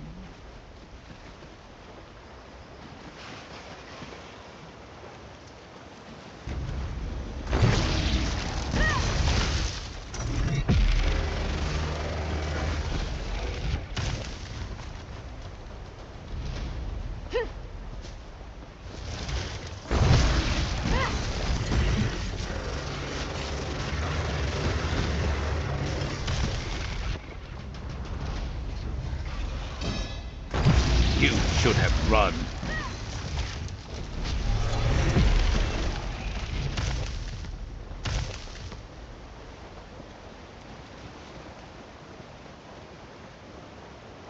Monolith, The the Midnight myth of the Union Orbis. kidnapped my wife. The Midnight Union has taken over Farangel's Landing. They're holding my wife for ransom, but I can't pay it. Kidnapping? What do you mean? I went to Wayrest to buy a gift for my love, Miranda. When I returned, the estate was overrun. They're holding her for ransom. It's my wife's family that has money, not me. If I can't bargain from a position of strength, they'll kill her. How can I help? I need a carrot to tempt them and a stick to threaten them. You seem fearless. See if you can collect some jewels hidden in the houses and puffball caps from a crate on the docks. Once you've got all that, meet me near the boathouse. I'll get them and see you there. Search the houses for jewels and collect puffball caps from the dock. Then meet me near the boathouse. You could steal clothes from a dead bandit and disguise yourself. Tell me about your wife. Miranda's the heir to the Farangel estate. Technically, this all belongs to her. When Miranda and I met, it was love at first sight. I knew we were made for each other. What's your plan? I'll use the puffball caps to mix a sleep potion. That should put most of their guards out of commission. If the potion doesn't work, we can use the jewels to pay her ransom. What's the story with the jewels? Word is, the Midnight Union just pulled off a jewel heist. We can use their stolen gems to pay the ransom. Check inside a couple of the nearby houses. I've heard they hide their loot by dispersing it that way. Why do you need the puffball caps? I can use puffball caps to make a sleep potion. Alchemy's a hobby of mine. That's why I have a crate of exotic fungus waiting for me on the dock. Monomyth, the myth of Orbis. Subtitled The Sigic's Compensation, Mythic Orbis was an attempt by Artaeum apologists to explain the basics of Aldmeri religion to the Emperor. It quietly avoided any blame or bias against the Lorcan concept, which was still held in esteem by the Cyrodiils as Shazar, the missing siblings of the divines. Despite this, the Sigics still give a nice summary of the Elder View, and it will still serve our purposes here. This version comes from the archives of the Imperial Seminary from the handwritten notes of the unknown scribe. Mythic Orbis exists, and has existed from time without measure, as a fanciful, unnatural realm. Orbis is used to connote the imperceptible penumbra, the grey center between the is not of Anu and Padome. It contains the multitude realms of Aetherius and Oblivion, as well as other, less structured forms. The magical beings of mythical Orbis live for a long time and have complex narrative lives, creating the patterns of myth. Their spirits made from bits of the immortal polarity. The first of these was Akatosh the Time Dragon, whose formation made it easier for other spirits to structure themselves. Gods and demons form and reform and procreate. Finally, the magical beings of mythic Orbis told the ultimate story, that of their own death. For some, this was an artistic transfiguration into the concrete, non-magical substance of the world. Others, this was a war in which all were slain, their bodies becoming the substance of the world. For yet others, this was a romantic marriage and parenthood, with the parent spirits naturally having to die and give way to the succeeding mortal races. The agent of this communal decision was Lorcan, who most early myths vilify as a trickster or deceiver. More sympathetic versions of the story point out that Lorcan is the reason the mortal plane exists at all. The magical beings created the races of the mortal Orbis in their own image. either consciously as artists and craftsmen, or as the fecund, rotting matter out of which the mortals sprung forth, or in a variety of other analogical senses. The magical beings, then, having died, became the Et Ada. The Et Ada are the things perceived and revered by the mortals as gods, spirits, or geniuses of Orbis.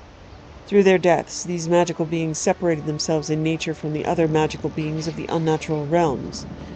The Daedric were created at this time also, being spirits and gods more attuned to oblivion, or that realm closer to the void of Padme. This act is the dawn of the mythic, Merethic era. It has been perceived by the earliest mortals many different ways, either as a joyous second creation, or, especially by the elves, as a painful fracturing from the divine. The originator of the event is always Lorcan.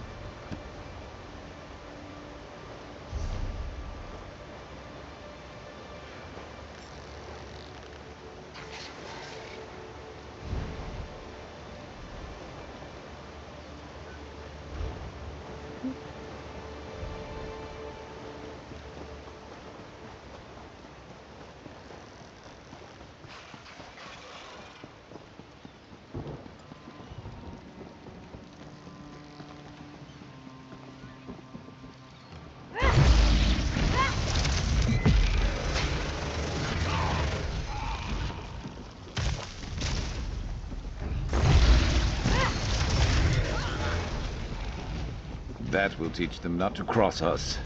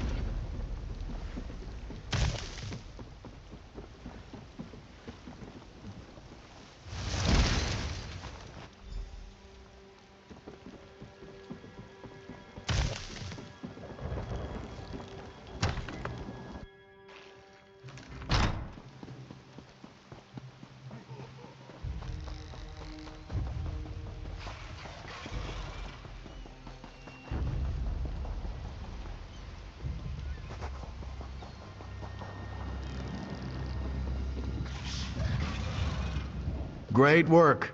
Now we have jewels for the ransom and puffball caps for the sleep potion. It's time to execute my plan.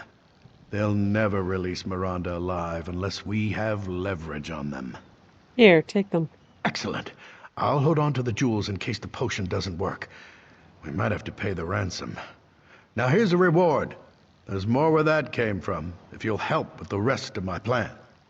I've created a sleep potion using the puffball caps. Take it and pour some into each of the drinking kegs around the estate. Put enough of those kidnappers to sleep and we'll have some real leverage to bargain.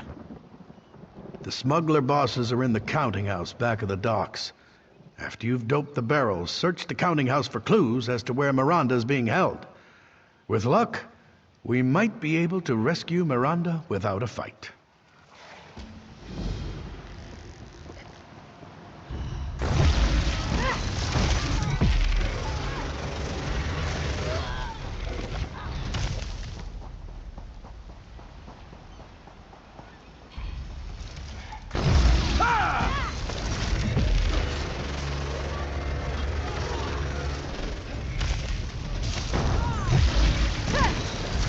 got to be better than that to stop us.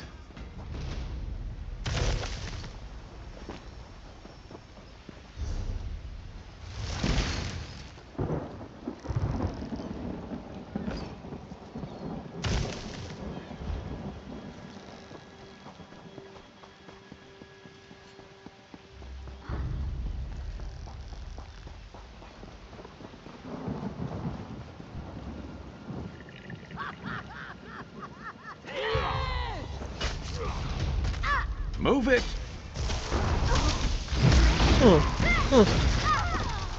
Didn't like me doing that. What's the point of a disguise if it stops working immediately after you use it?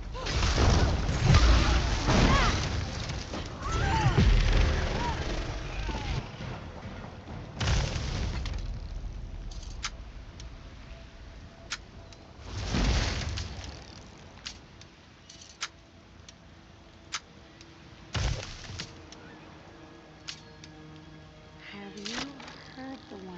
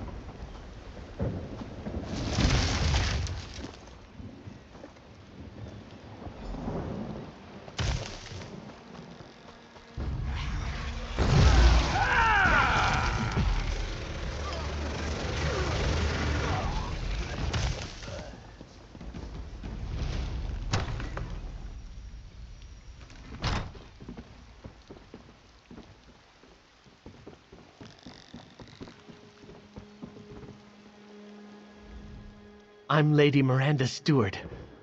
Who are you? And what do you want here? Sir Jacques Hall sent me to find out where the Midnight Union is holding Miranda. But Lady Miranda's not a captive of the Midnight Union.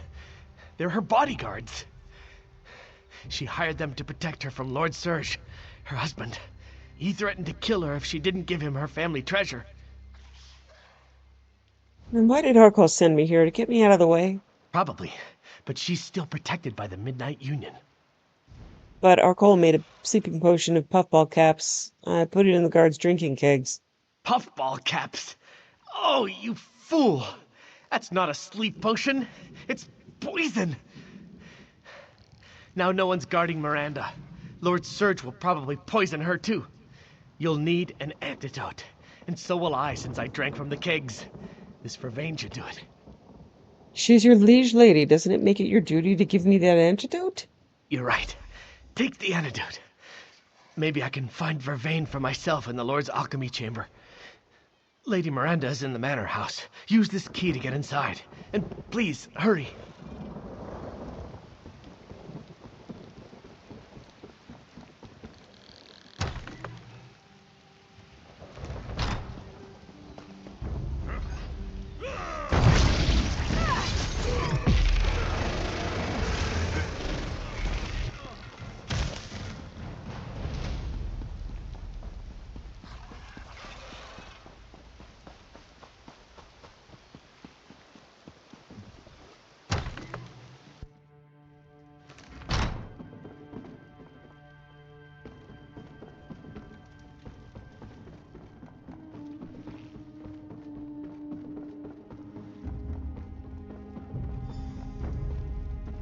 Let's make this quick. Buffoon. You fell for my plan. Now the estate will be mine. Sure. Finally, some quiet. Whoever you are, please help me. Drink this Vervain infusion. It's an antidote to the poison. Whatever your motives, If not for you, I would never have survived. I owe you my life. Please, accept this reward. To think that Serge's plan almost worked. Without you, I won't forget what you've done. How did this come about? It was Serge. It was all Serge. It was like he was two different people. Generous, loving Serge, and greedy, hateful Serge. Only I think the hateful one was the real man. He didn't want me. He only wanted my family's wealth.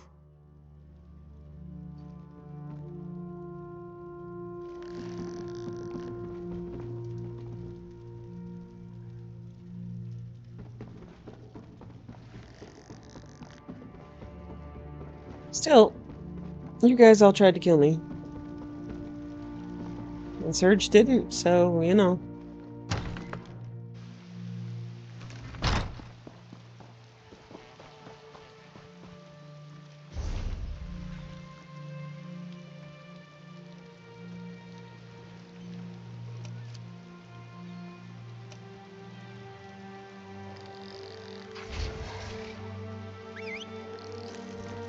Yeah.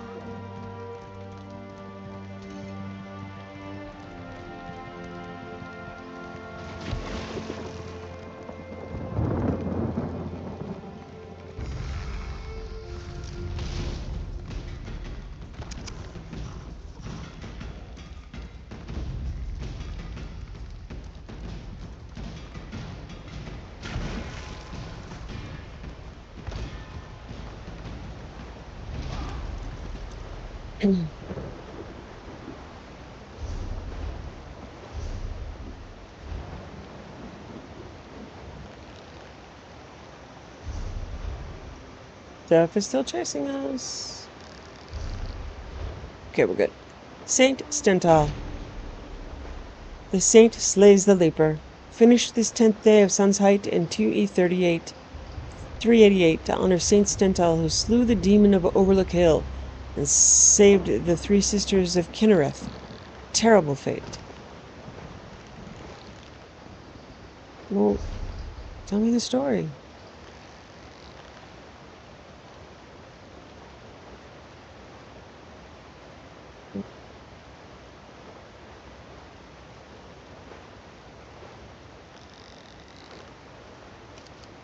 I'm gonna try going into the Atura estate. Yeah.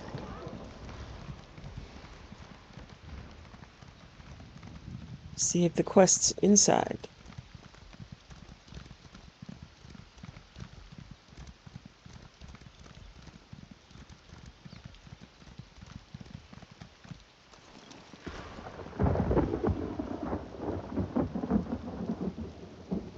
I do not have permission to enter. Okay.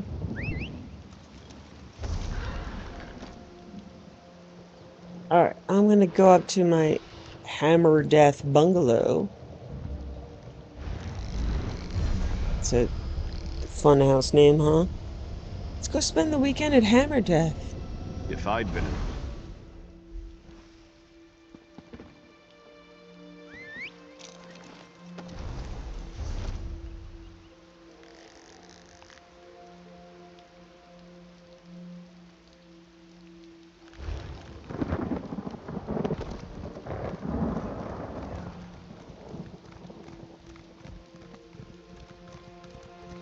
Okay, crafting location here. Hammer Death Workshop. What do you do? Oh, Torg's Pact. Okay.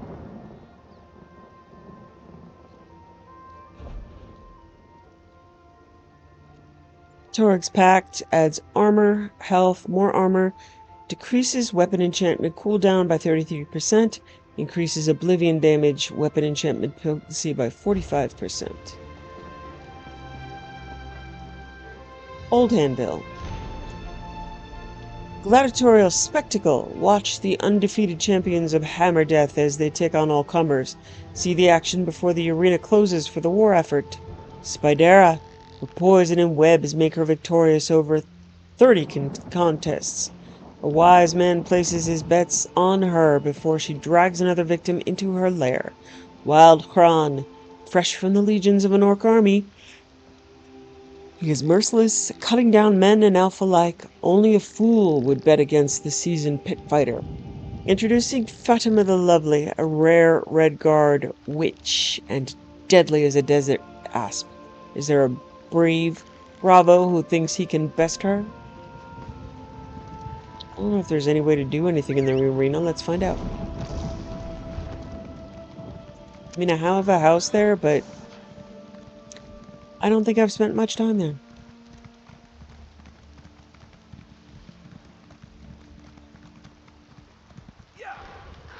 Okay. Oh man, I got laundry.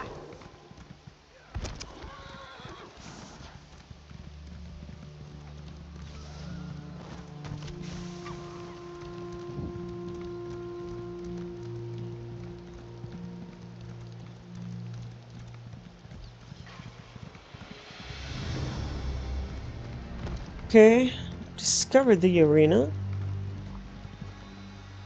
I don't see that there are any quests. Why is there a ghost?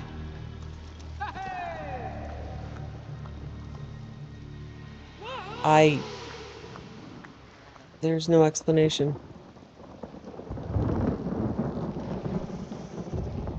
Anything I can do for you? Yeah, can someone tell me why there's a minotaur? Okay.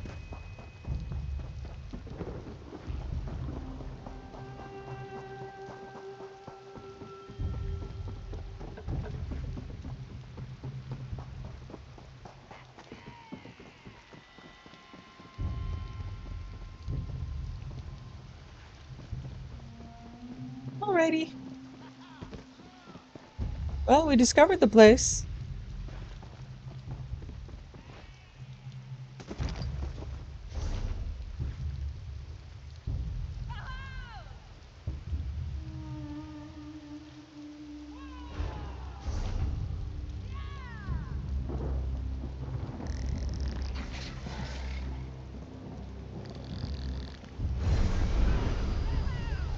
He's not the sharpest arrow in the quiver.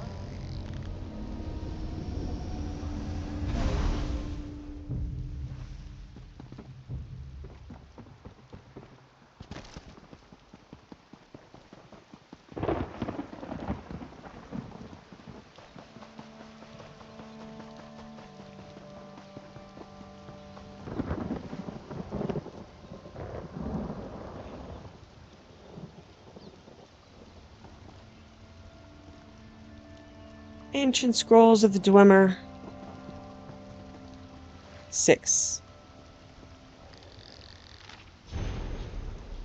Chimer of Vermidium, a Marabosh Sul. After many battles, it was clear who would win the war. The Chimer had great skills in magic and swordplay, but against the armored battalions of the Dwemer, clad in their finest shielding wrought by Janago, there was little hope of their ever winning.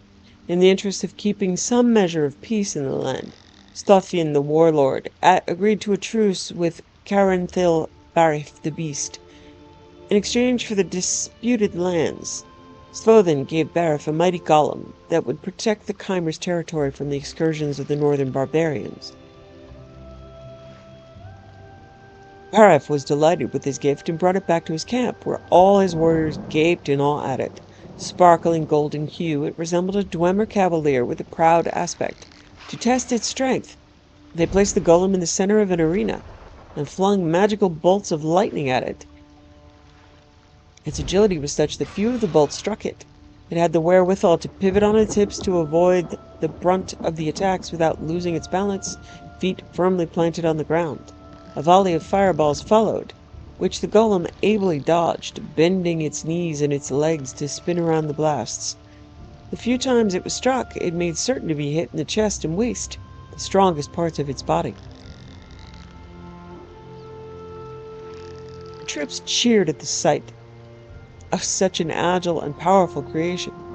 With it leading the defense, the barbarians of Skyrim would never again successfully raid their villages. They named it Chimer Vermidium, the hope of the Chimer. Yeah, Chimer Vermidium, the hope of the Chimer. Bareth had the golem brought to his chambers with all his house thanes. There they tested Chimer Vermidium further. Its strength, its speed, its resilience. He could find no flaw with its design. Imagine when the naked barbarians first meet this on one of their raids, laughed one of the house thanes. It's only unfortunate that it resembles a Dwemer instead of one of our own, mused Caranthil Bareth. It's revolting to think that they will have a greater respect for our other enemies than us. I think we should never have accepted the peace terms we did, said another, one of the most aggressive of the house thanes. Is it too late to surprise the warlords Thorvin with an attack? Stovin. It's never too late to attack, said Bareth, but what of his great armored warriors? I understand, said Bareth's spymaster, that his soldiers always wake at dawn. If we strike an hour before, we can catch them defenseless before they've had a chance to bathe, let alone don their armor. If we capture their armor, Janago, then he too would know the secrets of blasphemy. If we capture their armor, Janago, then we too would know the secrets of blacksmithing, said Bareth. Let it be done. We will attack tomorrow, an hour before dawn. So it was settled. The Chimer army marched at night and swarmed into the Dwemer camp. They were relying on Chimer Vermidium to lead the first wave, but it malfunctioned and began attacking the Chimer's own troops. Added to that, the Dwemer were fully armored, well-rested, and eager for battle. The surprise was turned, and most of his high-ranking Chimer, including Caranthil Bareth, the Beast, were captured. Though they were too proud to ask, Stovin explained to them that he had been warned of their attack by a calling from one of his men. What man of yours is in our camp? Sneered Bareth. Chimer Vermidium, standing erect by the side of the captured, removed its head. Within its metal body was Janago, the armorer. A Dwemer child of 8 can create a golem, he explained, but only a truly great warrior and armorer can pretend to be one.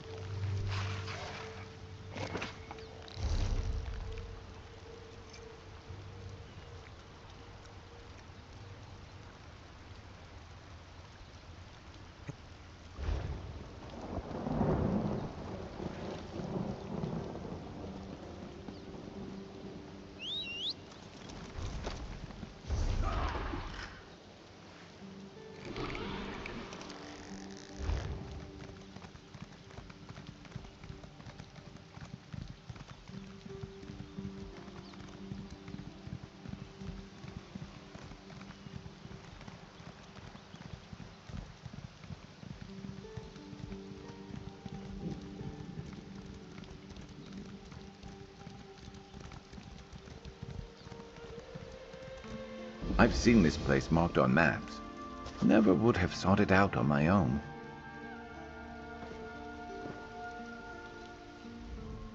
There's nothing better than a night of drinking. Except a day of even more drinking. Is this your camp? I'm staying here for a while, then moving on when the roads are safer. Until then, I just have to worry about running out of ale. Oh, and wolves.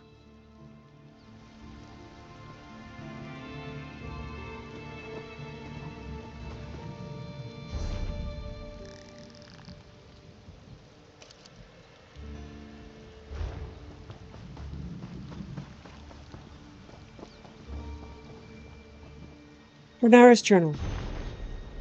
Orc says he'll leave soon, but sticks around for meals. May the gods favor us and send him away before he kills us in our sleep.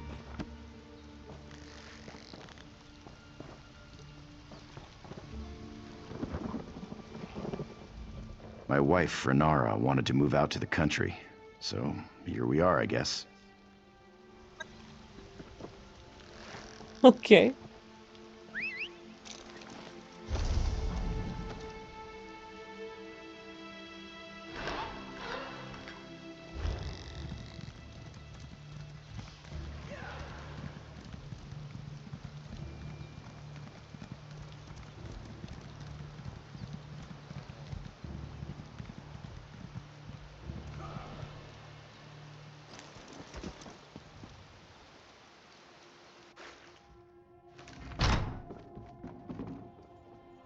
Child's Tamriel Bestiary.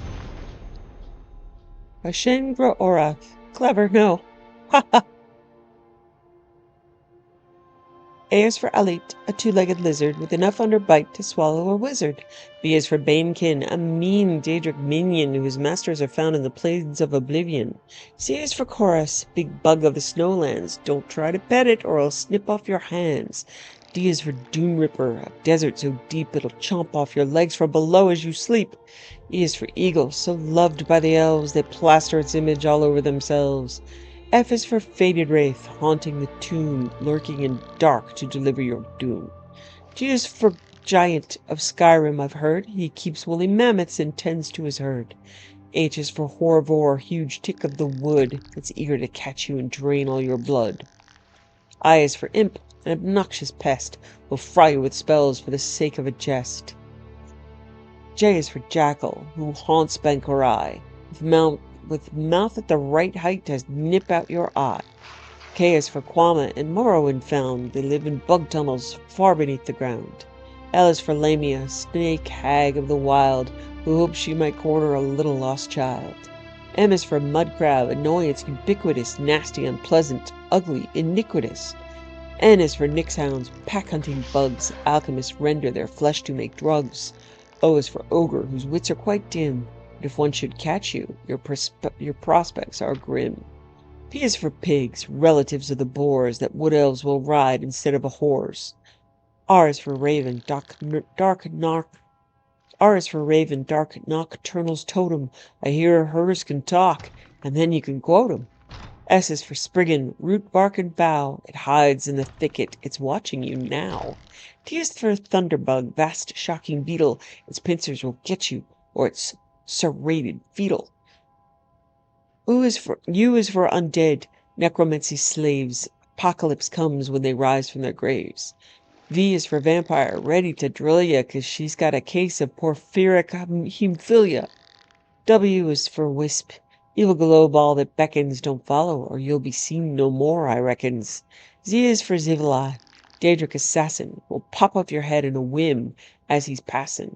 Y is for Yokudin warhorse, the forebear knight's mount that he rides when he goes off to warfare. Z is for zombies. You knew they'd be last. Run, don't be walking. A few, quite fast. Thieves' Trove. Okay.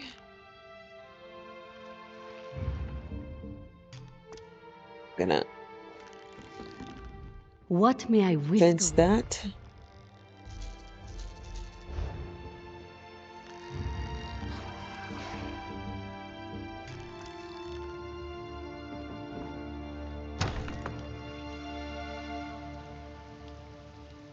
Let's take a trip off the main roads. Let's see if we can find Mike for you, Sharp.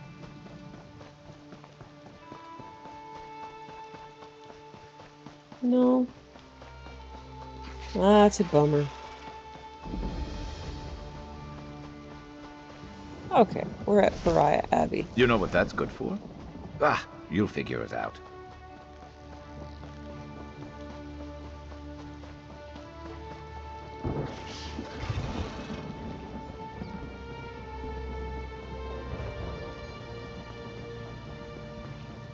Fire! Help! Whoever you are, please help. These are dark times, my friend. I only pray that Azura can speed the dawn of brighter days to come. I have an offering to Azura from a soldier, Sergeant Urga. Of course. I would be happy to accept the offering. Strange as it may sound for someone to make an offering to a Daedric prince, there are actually many who do so, hoping for Azura's blessing. I believe she obliges them when she can. I don't understand how this could be happening. We have no feud with the Midnight Union. Why would they suddenly come here and destroy the Abbey? It doesn't make any sense. Is there anything I can do to help? Certainly! The bandits set everything on fire. The whole place is going up in smoke, and they're preventing us from putting the fires out. We weren't prepared to fight. If you'll help extinguish the flames, it would be a tremendous favor. How do I put the fires out? Take this bucket. If you can get to the well and fill it. I don't know any other way. The larger fire may not be so easy. Just focus on the smaller fires first. I appreciate your assistance, but I would not want you to think of the spirit wardens as helpless. We are a capable lot, but to be attacked out of nowhere like this, and by the Midnight Union, we were just caught off guard. Who are the Midnight Union? Smugglers mostly, and gamblers, even petty thieves. But they've never been ruffians before now. They almost killed Brother Roland. I thought I knew them. Why attack the Abbey? Why?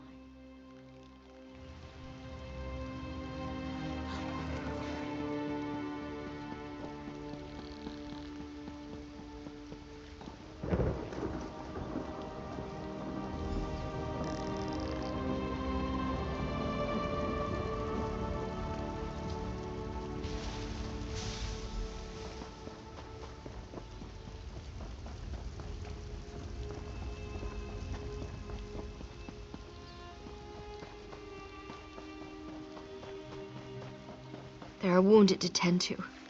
But I'm wounded myself. Please, you have to help me. The Midnight Union bandits. I don't know why. I was no threat to them. But they attacked me anyways. Do you need a healer? No. I am a healer. I can take care of myself. It's the others. So many of my fellow wardens are injured. I was trying to help them, but I can't really go on. What do you need me to do? Take these poultices. It should at least help them get on their feet so they can get to safety.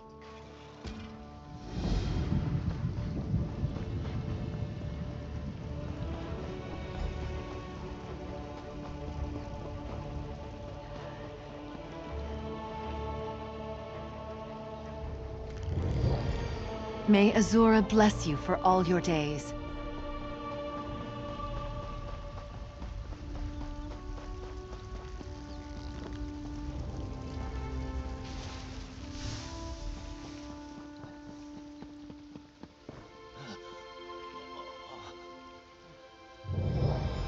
You will always be welcome at the Abbey.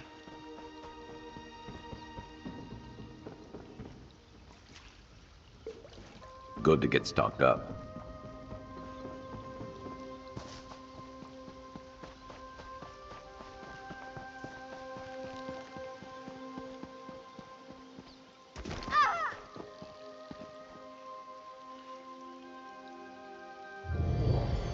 May Azura bless you for all your days.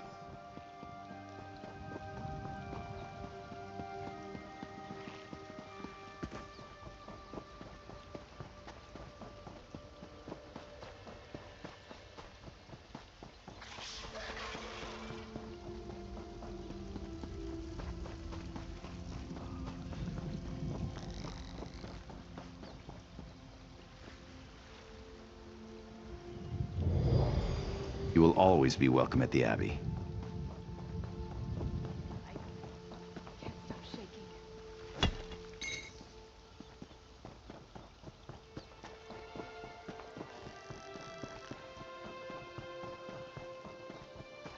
It was a trap. They knew we would come. It was a trap. They knew we were coming. What trap? Who knew? The Supernal Dreamers. Master Musgu said they were up to no good, and he was right. He and Brother Gerard are fighting them off. I ran to get help. Can you save them? I'll see what I can do. Ancient Scrolls of the Dwemer 10. Dowry by Marabar Sul. Inali was the wealthiest landowner in Gunal, and over the years he'd saved a tremendous dowry for the man who would marry his daughter, Yennefer. When she reached the age of consent, he locked the gold away for safekeeping and announced his intention to have her married. She was a comely lass, a scholar, a great athlete, but dour and brooding in aspect. This personality defect did not bother her potential suitors any more than her positive traits impressed them. Every man knew the tremendous wealth that would be his as the husband of Yennefer and son-in-law of Yuale. That alone was enough for hundreds to come to Gunal to pay court. The man who will marry my daughter, said Yuale to the assembled, must not be doing so purely out of avarice. He must demonstrate his own wealth to my satisfaction. This simple pronouncement removed a vast majority of the suitors, since they knew they could not impress the landowner with their meager fortunes. A few dozen did come forward within a few days, clad in fine Killark clothing. Killark cloth of spun silver, accompanied by exotic servants, traveling in magnificent carriages. All who came, who met with Yule's approval, but none arrived in a more resplendent fashion than a Whelan Nellerick. The young man, whom no one had ever heard of, arrived in a shining ebon coach, drawn by a team of dragons, his clothing of rarest manufacture. He was accompanied by an army of the most fantastical servants any of Gunal had ever seen. His valets had eyes on all sides of their heads, and the maidservants seemed cast in gemstones. Such was not enough for Unile. The man who marries my daughter must prove himself an intelligent fellow, for I would not have an ignoramus as a son-in-law and business partner, he declared. This eliminated a large part of the wealthy suitors. Through their lives of luxury they had never needed to think very much, if at all. Still, some came forward over the next few days, demonstrating their wit and learning, quoting the great sages of the past, and offering their philosophies of metaphysics and alchemy. Whelan Nellerick also came up, and asked Yale, Inole. Oh, Yule? Inole? Is that a U or an N? I think it's an N. Inole to dine at the villa he'd rented outside of Gunal. There the landowner saw scores of scribes working on translation of Aldmeri tracts, and enjoyed the young man's somewhat irreverent but intriguing intelligence. Nevertheless, though he was much impressed with Whelan Nellerick, Inole had another challenge. I love my daughter very much, said Inole, and I hope that the man who marries her will make her happy as well. Should any of you make her smile, she and the great dowry are yours. Suitors lined up for days, singing her songs, proclaiming their devotion, describing her beauty in the most poetic of terms. Jennifer merely glared at all with hatred and melancholia. Inole stood by her side and began to despair. His daughter's suitors were failing to a man. Finally, Whelan Nellerick came to the chamber. I will make your daughter smile, he said. I dare say I'll make her laugh, but only after you've agreed to marry us. If she's not delighted within 1 hour of our engagement, the wedding can be called off. Inole turned to his daughter. She was not smiling, but her eyes had sparkled with some morbid curiosity in this young man. As no other suitor had even registered that for her, he agreed. Dowry is naturally not to be paid till after you've wed, said Inole. Being engaged is not enough. Might I see the dowry still? Asked Whelan. Knowing how fabled the treasure was, and understanding this would likely be the closest the young man would come to possessing it, Inole agreed. He'd grown quite fond of Whelan. On his orders, Whelan, Inole, Glum, Ginevra, and the Castellan delved deeply into the stronghold of Gunal. The first vault had to be opened by touching a series of runic symbols. Should one of the marks be activated incorrectly, a volley of poison arrows would have struck the thief. Inole was particularly proud of the next level of security. A lock composed of blades with 18 tumblers required 3 keys to be turned simultaneously. The blades were designed to eviscerate any who merely picked one of the locks. Finally, they reached the storeroom. It was entirely empty. By Lorcan, we've been burgled, cried Inole. But how? Who could have done this? A humble, but if I may say so, a rather talented burglar, said Whelan. A man who has loved your daughter from afar for many years, but did not possess the glamour or the learning to impress. That is, until the gold from her dowry afforded me this opportunity. You, bellowed Inole, scarcely able to believe it. Then something even more unbelievable happened. Ginevra began to laugh. She had never even dreamed of meeting anyone like this thief. She threw herself into his arms before her father's outraged eyes. After a moment, Inole began to laugh as well. Ginevra and Whelan were married in a month's time. Though he was in fact quite poor and had little scholarship, Inole was amazed how much his wealth increased with such a son-in-law and business partner. He made certain never to ask from whence the excess gold came.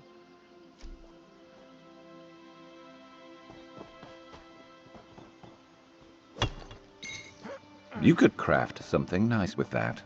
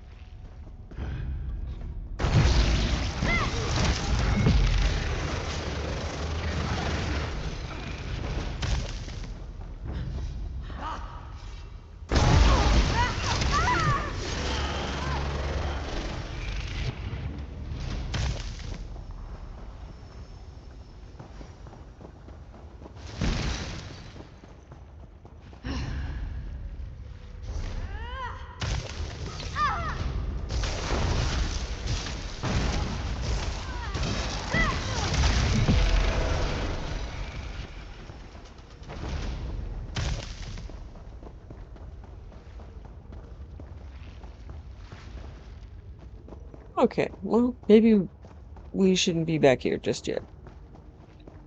I thought this is where we were supposed to go.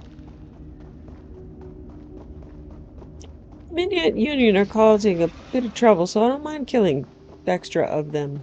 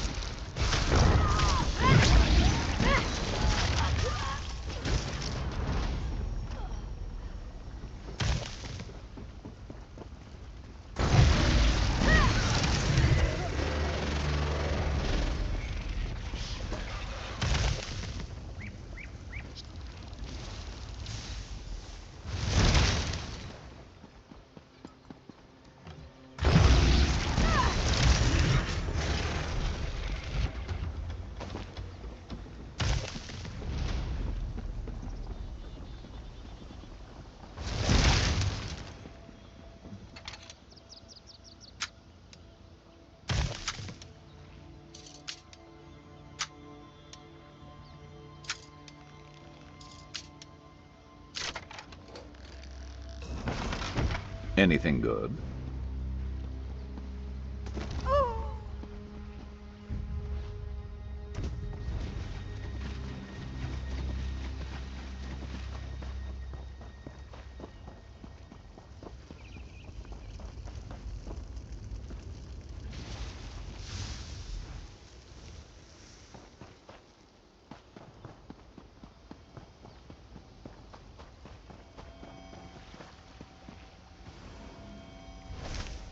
You could brew something nice with that.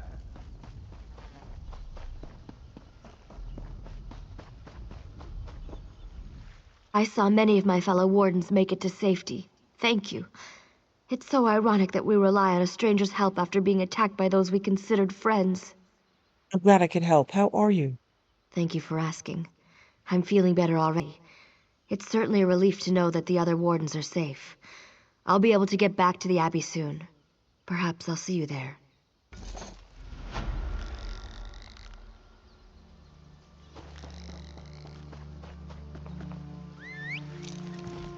Yeah! Yeah! Yeah!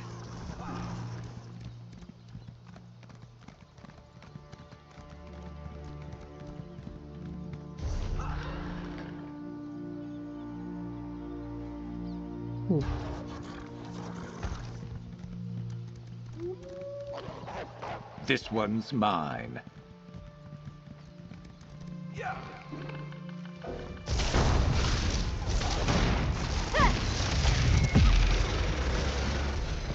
Skill issue. Yeah, it keeps sending me... That's a little strange.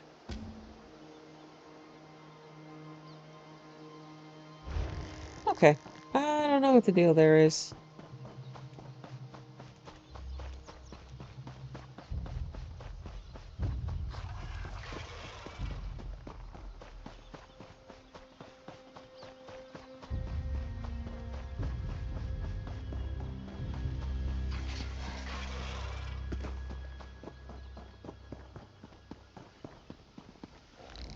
I can see that many of the small fires have been extinguished.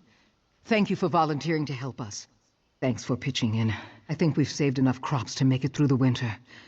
But why did this happen? What's it all about? I hesitate to ask you for further assistance, but if you're willing, your help would certainly be appreciated. Our leader, Abbot Duroc, left some time ago and hasn't returned. I fear he may be injured or worse. Where did he go? Abbot Duroc and a few others went to the Cave of Dreams on the North Cave Ridge. of Dreams. Duroc wanted to get something to help put out the fires. Brother Hakam went after them with a scroll of return to help get them back sooner. Now I worry about Hakam too.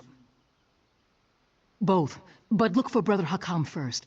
With the scroll of return, you can get Abbot Duroc back here sooner, where I hope he'll be able to put out that big fire. I'll find them both and get back as soon as possible. Okay, so now we go into the cave.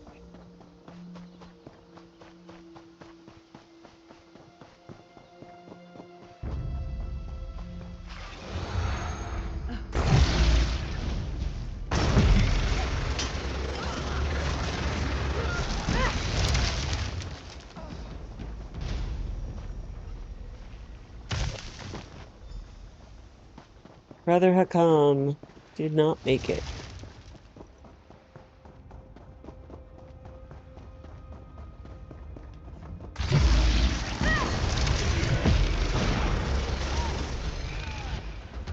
Skill issue.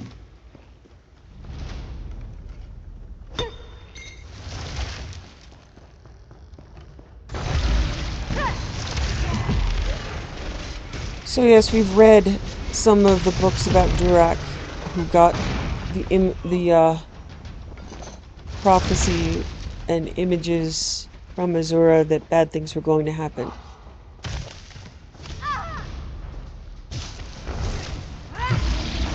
Move to flank!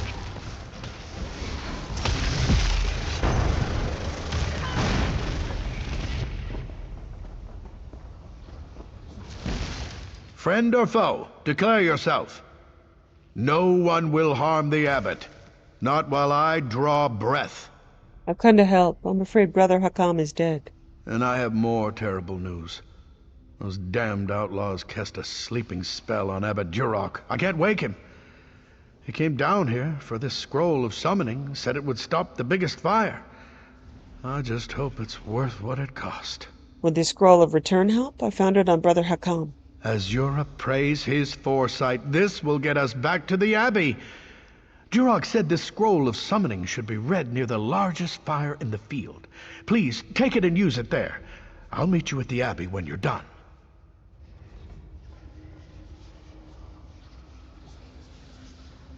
Okay. Yeah, see him. With the whole magic-y thing around him. Not very well, but you can.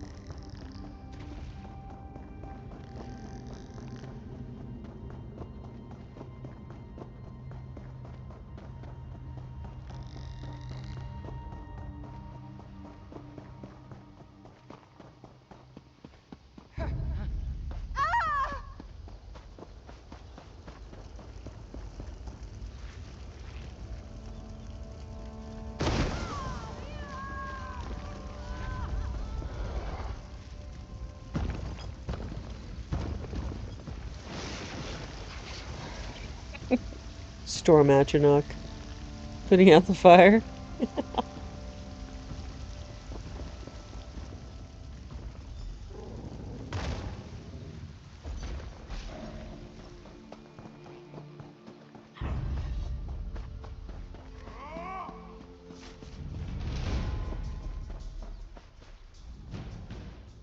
An Atronach. Simply amazing. Durak, you were right, my friend. You were right. How's Abbot Durak? He's still under a sleep spell. But I've learned something. The Midnight Union wanted us to panic. The attack, the fires, they were just a diversion. While we were distracted, they entered the Abbey and stole the Dream Shard. You must awaken Abbot Durak. He'll know how to get the Dream Shard back. Talk to our healer, Frizweir. He's inside tending to the Abbot. We can't create more dreamless potions without the Dream Shard. Without those potions, we, and the king, are vulnerable to the Supernal Dreamers. What's the Dream Shard? The Dream Shard is a priceless relic, a literal piece of Azura's realm of moon shadow. With it, we can distill water from the Cave of Dreams into dreamless potions. Without that shard, we can't make any more of them. Why do you need these potions? We use them to protect ourselves from nightmare attacks by our enemies, the Supernal Dreamers. Since we don't dream, we're not vulnerable to dream magic. We also send them to the king and his counselors. Another reason we're tolerated here. You mean King Emmerich will be vulnerable now as well? Exactly. So you see how important it is to recover the Dream Shard. The safety of the realm is at stake. We have some smoke in the air, but it's raining. Cloudy sky that help with the fire. We finally get a really pretty tree to look at. Thanks for joining me.